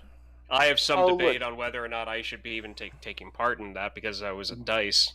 No, I think it's a punishment for both. I think the winner should pick like a horrible movie for us to do on the podcast, along with their best, whatever they want to watch. Good. Oh, I mean, I don't know that 28-year anniversary should count, but I approve of this. It definitely shouldn't, but it should have waited 2 more years. Yeah, it's Pulp Fiction. Doesn't matter. It should be done every single year. Pulp Fiction, that clip, and it should just be every year. 28, 29, 30, they're doing the dance on the stage. Are they? Yeah. You're ahead of us. Quit spoiling it for us. Samuel L. Jackson's walking out with a briefcase. Oh, does he have? Oh, he does have a briefcase. That's fantastic. I missed the briefcase. Good. Okay, so while they're dancing, I have a question. Yes. Yes. Which film first won the Academy Award for Best Animated Film in 2001? Both of you should both get this. I used to know this. It's not Shrek, is it? Alan? I think it's Shrek. It's Shrek. It's Shrek. Because isn't that when they made that category? Yeah, it is. I love that Shrek is. I love how Samuel L. Jackson's just getting annoyed at them dancing. Devin, when you know what category they're doing, let me know so I can pull it. I'll say it wrong, but let me see. Let me turn this up so I don't miss this.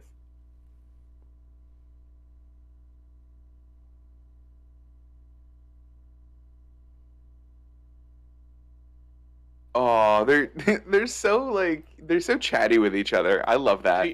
I've loved the interactions between these like reunion ones better than the hosts that they've picked for this. Yeah, the hosts are pretty minimal. Oh, I hate it. I hate what they did with the briefcase. Okay, stop right there. It's actor in a leading role, by the way. Actor in a leading role. Okay. Yeah.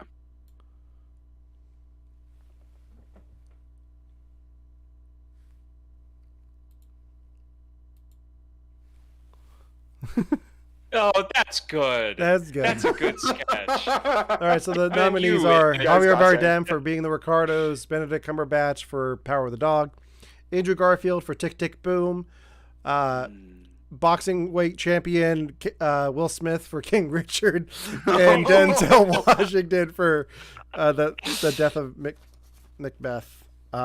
We had Devin and I both have Andrew Garfield, and Ryan has Benedict Cumberbatch from Power of the Dog. Josh is also rooting for Andrew Garfield, but please Will Smith for the drama. Like, I kind of want Will Smith really, to win. though. Yeah, really. And then Chris Rock just runs on stage. Anyone on stage right now? Oh man, they're really like showing the clips for this one.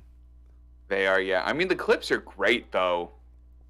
He did a good job in the role that they hired him for, but at the same time, it's Benedict Cumberbatch. I expect that. Yeah. Yeah.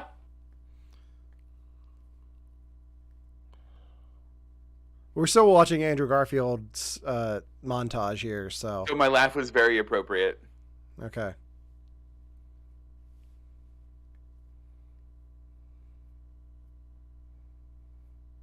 Was it because of Will Smith?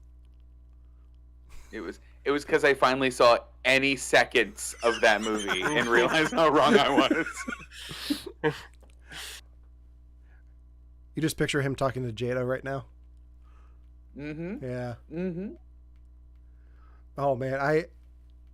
Oh. Okay. Whoa. Remember, you're ahead of us, so...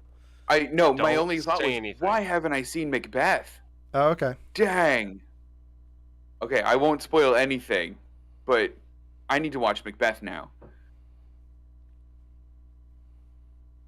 A friend of the show, Josh, and I, who's watching, saw a drunken version of Macbeth in New York, and it was awesome.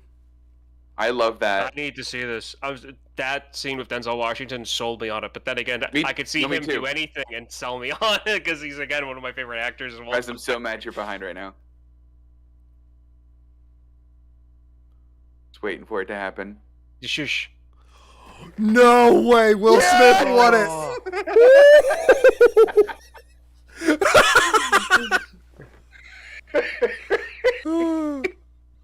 Him and his wife just like did a little thing too in a moment with each other. Oh man! Well, none of us got points for that. To hear what he says. Oh man! So we're gonna go quiet here for a little bit, just so you know if you're listening. And he's laughing.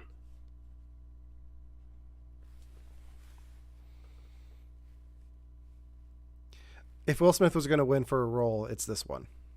Yeah.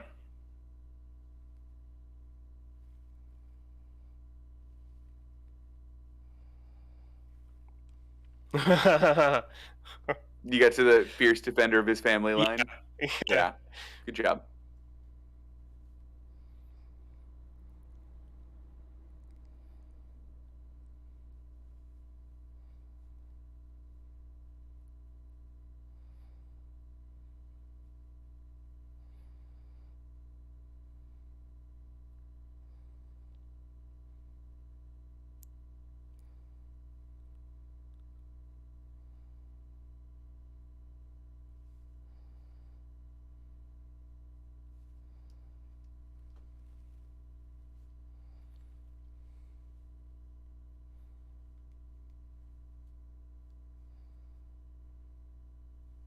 So he's going on about protecting.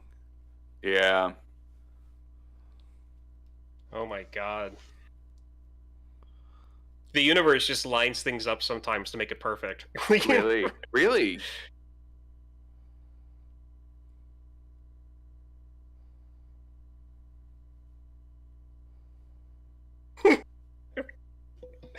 Sorry.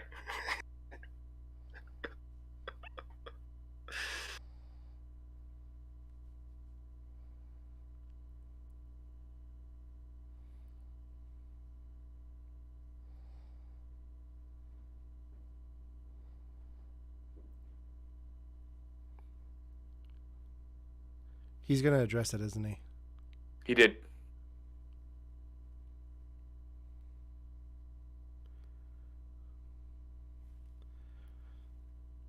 Wow. Mm.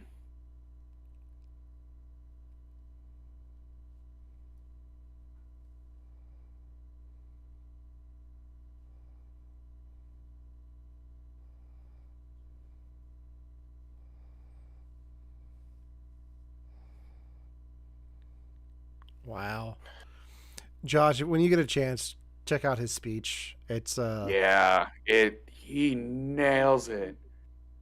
Whew.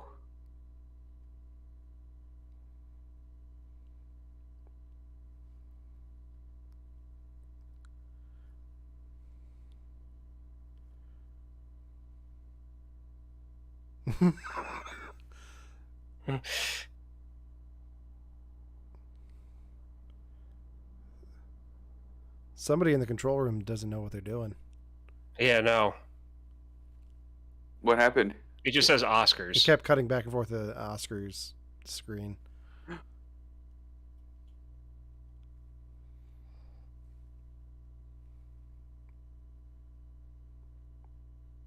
He's apologizing for his actions.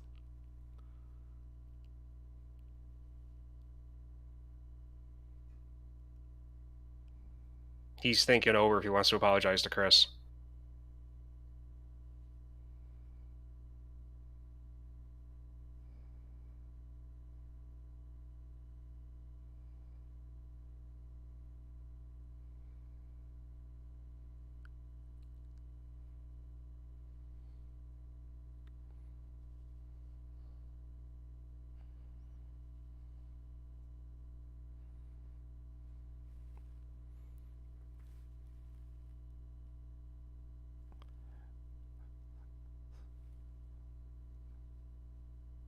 Wow.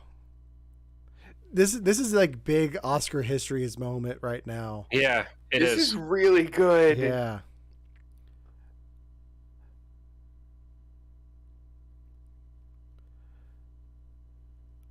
I might have to sync this up with our reaction then. I think you're gonna have to.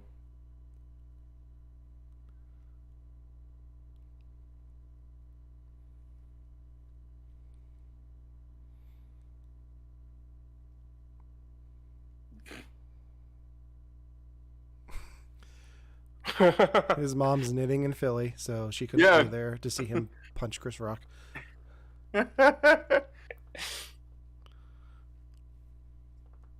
know, they say sticks and stones may break your bones. I never said anything about rocks. See what you did there.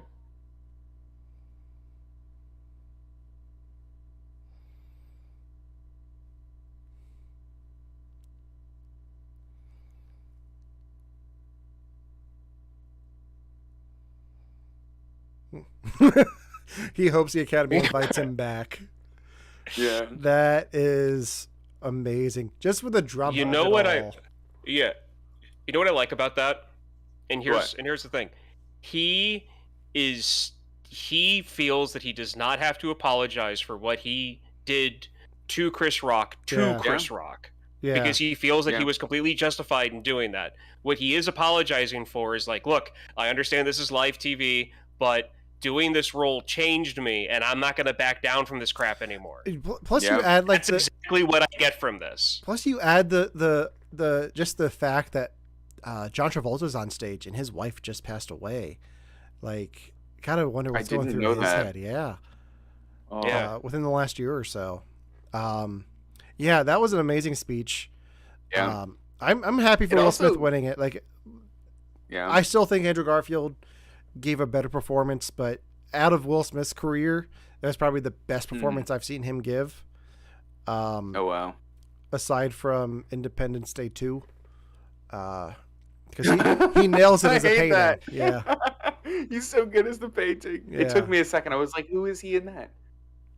Yeah, no, it's...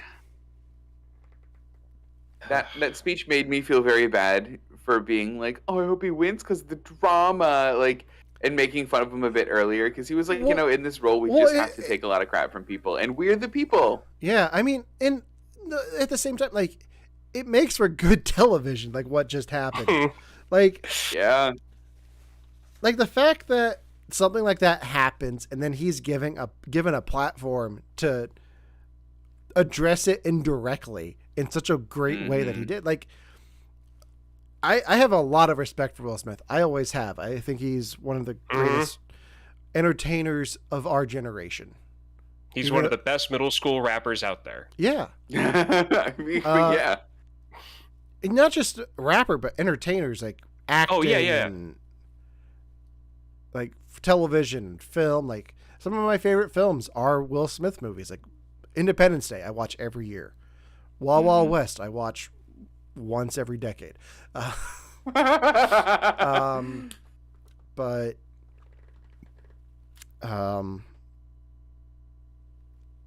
have you guys heard the Will Smith news about what one of his next projects is?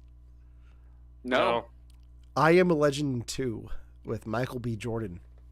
I've been waiting for that. Really, I have been. Yeah. Does it have more story to tell? I think so. Yeah. Obviously. Because all I know is, like, the source material. And doesn't he die in the end? It's ambiguous, I think, in the final film. Okay. There was an original ending. There were two endings. There were two endings. One where he does die, I think. Yes. I think the theatrical ending is ambiguous. Mm-hmm. It focuses on the other two getting away. Right. So, but yeah. All right, so that's best actor. So we have left best actress. Did they do makeup and hairstyling? They're doing it literally right now. Okay. Unmute it. All right. Nominees are Coming to America, Cruella, Dune, The Eyes of Tammy Faye, and House of Gucci. House of Gucci's one nomination in here. That's right. They only have one nomination. My pick was Eyes of Tammy Faye, and you both have Cruella down. So let's see who won. I'm not going to ruin it.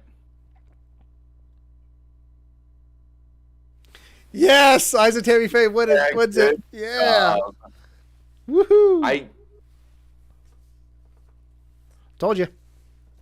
This one I definitely couldn't have guessed. Why is it that, and this is a statement based on how people present themselves, not who they physically are. I just want to get this out there first. Okay. Why is it that like hair and makeup people and costume people stick out in a crowd like a sore thumb? I can tell you why. They're artists. They're like eccentric artists. Like, they do their own hair and makeup. Yeah. Yeah, I know. I'm just saying, like, all right. It's just it's funny how that is. Oh God. Okay. All right. So they just did the spotlight on West Side Story. Amy Schumer's talking about it now. I've talked about my thoughts on West Side Story. It just pretty much is a shot-for-shot remake. Here's the thing: I think you're the first dissenting voice on West Side Story I think that I've ever heard. Though everyone that I've heard is talk about it is they nailed it, 10 out of 10. It was wonderful, better than the original. This is the new classic. It's replaced it completely. If it's a shot-for-shot remake, has this replaced it completely? I think casting wise, they don't do some brown face, which is better for it. So if you're in an academic setting watching musicals in a high school class, you're gonna watch this one instead of the original. Yeah. But it didn't really add anything new to it. Amy Schumer is making jokes about what happened. She's like, "Did I miss something?" I wanted to mention that because I thought that was really funny. It's the first funny thing that she's actually done for me, anyway. No, Amy Schumer just kicked Kirsten Dunst out of her seat and is flirting with Jesse Plemons. Yes. Oh boy. Calling Kirsten Dunst a seat filler. Oh no! Oh. Oh, Josh watched the speech. Oh, what'd you think, Josh? Oh. Oh, that was a punchline. What? Well, we're waiting. Well, wait. Yeah, we're waiting. Just wait. She'll get to a punchline that made me go, ah. She's addressing the people who won the Governor's Awards. Samuel L. Jackson, Danny Glover. There was the punchline. Yeah, that's where it was. Wow. Amy Schumer with the Bold. Ukraine joke. Yeah. Bold. All right. So Best Actress is coming up. Sir Anthony Hopkins is presenting. He won last year for Father. Again, I need to find... All right. So the nominees for this are Jessica Chastain for Eyes of Tammy Faye, Olivia Colman for The Lost Daughter, Penelope Cruz for Parallel Mothers, Nicole Kidman for Being the Ricardos, and Kristen Stewart for Spencer. My pick was K-Stu for Spencer. Devin's pick is Jessica Chastain. And Ryan's pick is Nicole Kidman. Which I don't really know who I would have actually picked, but it wouldn't be her. Well, right. I that was the one that I'm like, I don't think Ryan's going to like this one. Going back to the Will Smith thing, I feel like Will Smith went on stage and used the Men in Black neuralizer on the crowd. Forget about what happened earlier. This speech was the big Will Smith moment. It was, though. The camera panned to him in the audience on its own, because it didn't between the Chris Rock incident and him talking. The camera stayed clear of that entire section of the audience.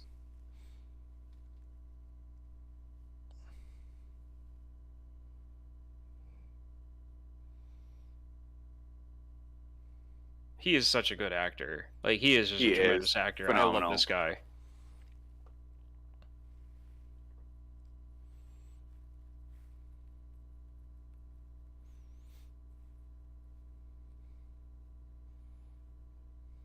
I need to see Eyes of Tammy Faye. I do too. I really do. I think I'm missing out on something.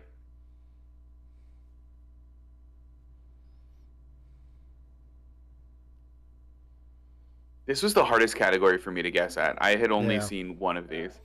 Eyes of Tammy Faye. Same here. This is the one category where I only saw one of them. And it was Being the Ricardos. Yeah. Eyes of Tammy Faye. But I went with K-Stu because I've heard good things about it. The fact that that's the one nomination this film got means that performance is something special. So, yeah. But I won't, like, this is the one I felt bad guessing at, but.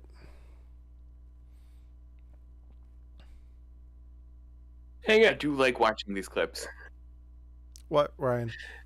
The Tammy Faye, isn't that the lady that they made a punchline out of in Christmas Vacation? Probably. Might be. About hooking up with the hockey player. I don't know. Okay, I think it was.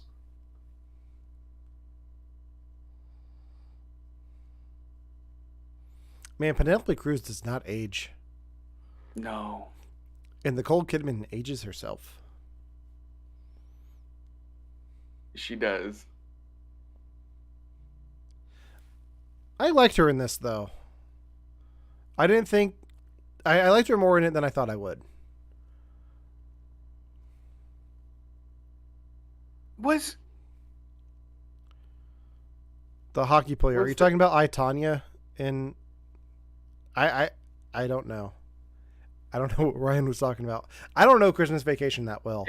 No, there's a joke when Clark and Ed are in Walmart, and they're talking about how they lost all their money and how he sent a check to that religious lady on TV, and then he just describes her as, well, all of that money went down because she's the one that hooked up with the hockey player, and her downfall. I think that was her. Devin got the point. Jessica Chastain won for Best Picture or Best Actress. Point. I need to watch this movie now. You haven't seen this one either? No. I've only seen one in this. I watched every Best Picture. I did not see this one because it wasn't nominated for Best Picture. My thing is towards Devin, just because it's already been established that he picks films he hasn't seen. So he's the one that's getting in trouble for this. I'm not mad about it. Ryan, I hate to say this to you. I don't see you coming back and winning at this point. There's one. No. There's one award. I gave that up an hour ago. Yeah. Devin, don't you laugh either, because I don't think you're coming back. No, because I'm not going to win it either. I mean, because it could be very tie. close. It could, maybe. Yeah, I'm saving it for the final reveal. Okay. Okay, so Jessica Chastain, while she's on screen, gets confused for Bryce Dallas Howard a lot. Do you guys can you guys tell the difference between the two? Yes, I can. Mostly because of Ryan, because I think you invited me to a Jurassic Park meme group on Facebook. Yeah. So I get her all the time, all the time now.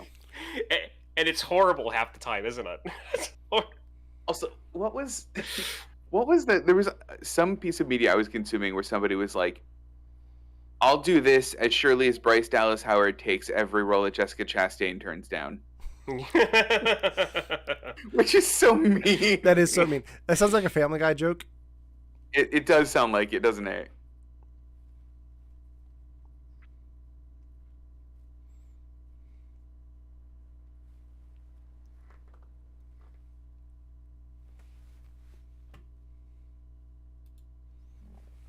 And mute. I'm not muting it because I don't want to hear what she has to say. I'm just muting it because I want to hear what you guys have to say. I want to hear what you guys. Here's something that's really hard: is Will Smith's speech knocked it out of the park, and it is so hard to follow that. It is, but I think she's doing a good job of following Tammy Faye Baker's advocacy, talking about suicide and suicide. Taking the stage to talk about suicide prevention, which is something we work a lot with victims and villains, and they deal with a lot. So I think it's a great moment for her to be able to shed that spotlight. But it's not like Bryce Dallas Howard punched her earlier on stage or something. So that's fair. That's very fair. But.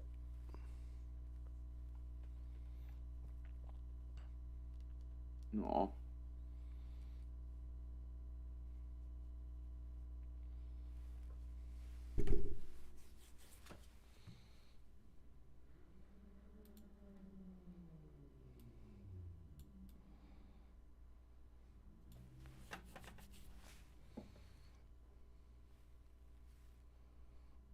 Aw. It was a good speech.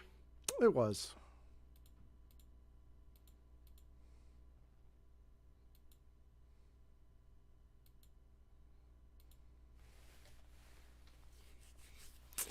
Okay. So it was a good speech. They're going to probably wrap this one up quick. So we have one more award to give away tonight, and that is the Best Picture. Are they getting right into it, Devin? Yeah. They're mostly getting right into it. I was shocked at the presenters.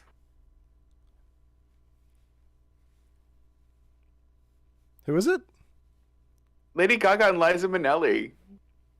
Okay. What a good pair. So one of the red carpet things, somebody mentioned Lady Gaga, and I was like, that's weird. Okay, so she's probably just going to be in the audience, and yeah. Okay, real quick, let's run through the Best Picture nominees. yeah.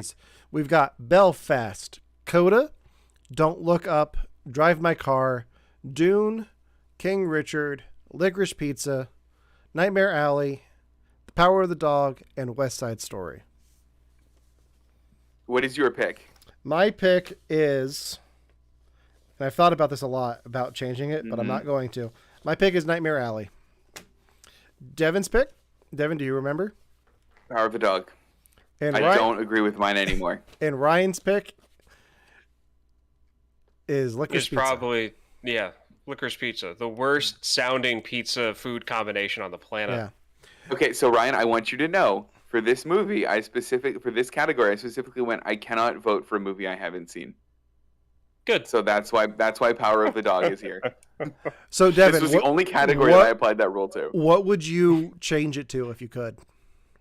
I think after seeing what I saw of it, I think, and now knowing what it's even about, it'd be King Richard.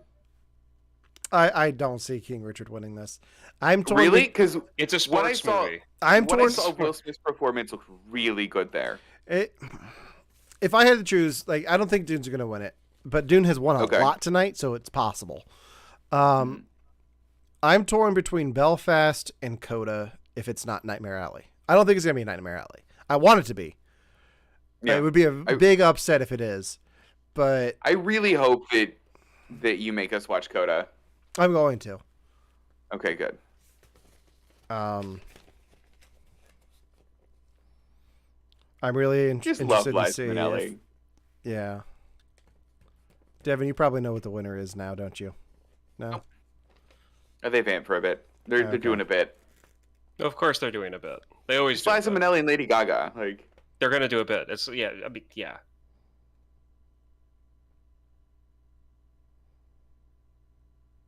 What was... Okay. What? No? You're not saying anything? No. You're just holding... You look constipated. I am. No, I know who won. Yeah. Coda won? Coda won. Coda won Best Picture. Yeah. Oh, I should have... Oh, I'm so happy right now. Because you loved that movie. I absolutely love that movie. Oh, man. Well done. Oh. So it's about a girl who can hear and wants to go to music school, and her parents are deaf and don't understand why she wants to go to music school. Correct. Okay. Yeah. Wait. I am so... Sorry. That was my... Oh, man. I was so torn. Like, I wanted to say Coda so bad when we made our picks, but I didn't think it would win. I am so happy right now. Okay, this might be a silly thing. Why are they doing this with their hands? It's sign language deaf. for sign language. Oh, is it? Because the two main actors, three of the four main actors are deaf. Aww. Yeah, when you were, Devin, when you said, "Wait, what's going on?" I'm like, "Oh my god, did they switch the ballot again? Like, did they get this wrong again?" No. I was just, I didn't know. Okay. I kind of want to call an audible.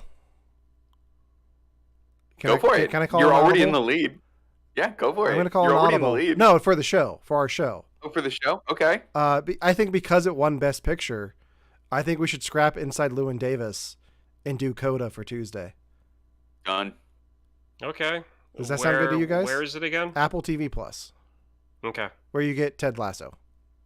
Okay. Sound good to you guys? Done. Yeah, perfect. I really want to watch this movie. All right. Yeah. I'm in awe right now. I'm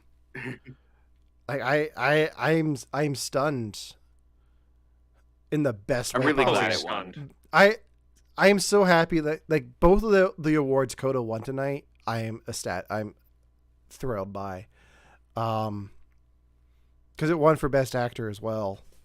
We will was do it up for those? Were those the only ones it was up for?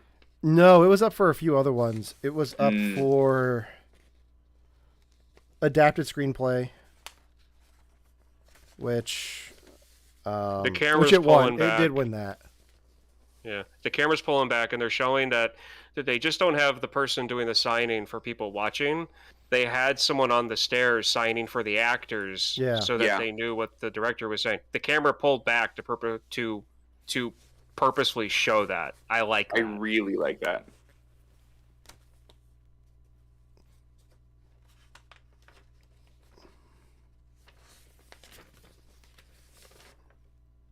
All right. So, with that being said, do we want to hear the final scores? I do want to hear the final scores. Okay. So, in third place, Mm-hmm. which with 3 points from randomly rolling dice, I'm impressed by. Pretty good. Ryan comes in third with 5 points. In second place is Devin. All right. And in first place with 7 points, I won. Good job. Well done, Alan. I want to thank you guys for joining me on this adventure of the Oscars tonight. I can't really top Will Smith's speech, so I'm not going to try. I want to thank you for your restraint for not pulling one of your soldiers off of the shelf behind you and using it as an Oscar. Thank you. Oh, I didn't even think of that. I'm gonna go Megazord. I want to thank you guys. Perfect. I am calling an audible this Tuesday. Instead of talking about an Oscar Isaac film because of Moon Knight, we need to talk about the Best Picture winner, which is Coda. So if you're watching us still, make sure to tune into You Have to Watch This podcast Tuesday night here on Twitch, Facebook, and YouTube. It'll also be available Wednesday on all major podcasting platforms. The following week, I will be able to claim my award with a movie that breaks our format of movies that one of us hasn't seen, and talking about a movie that I've wanted to talk about for a while now. I'm torn between a few, so I'm not quite ready to say what that's going to be. But if you want to know, tune in Tuesday because I will have it narrowed down by then. Thank you everyone for tuning in tonight. Make sure to hit that follow button on Twitch, subscribe on YouTube, and like us here on Facebook for more streams. I think we're going to have to do this again next year. Yes. Devin, thank you for joining us at 3 a.m. your time. Happy Monday to you. It is still Sunday here. Ryan, oh, weird. Ryan, thank you for joining me for the whole stream. I thought I was going to have to do some of this by myself, but you've been here the whole time, and I appreciate it. We're going on almost 4 hours of stream time. I'm going to keep going until the music stops in my ear. But for You Have to Watch This podcast, first annual Oscar watch party, I'm Alan. I'm Ryan. And I'm Devin. And I think we might have to do this again for the MTV Movie Awards. Until Tuesday, where we talk about Coda. We'll see you next time. Oh, and thank you to the Academy and Will Smith. Congratulations to all the winners out there. Not that any one of them are going to watch this. But thank you for tuning in. It's been fun. I need to go get a glass of water. Good night. Good call. Bye.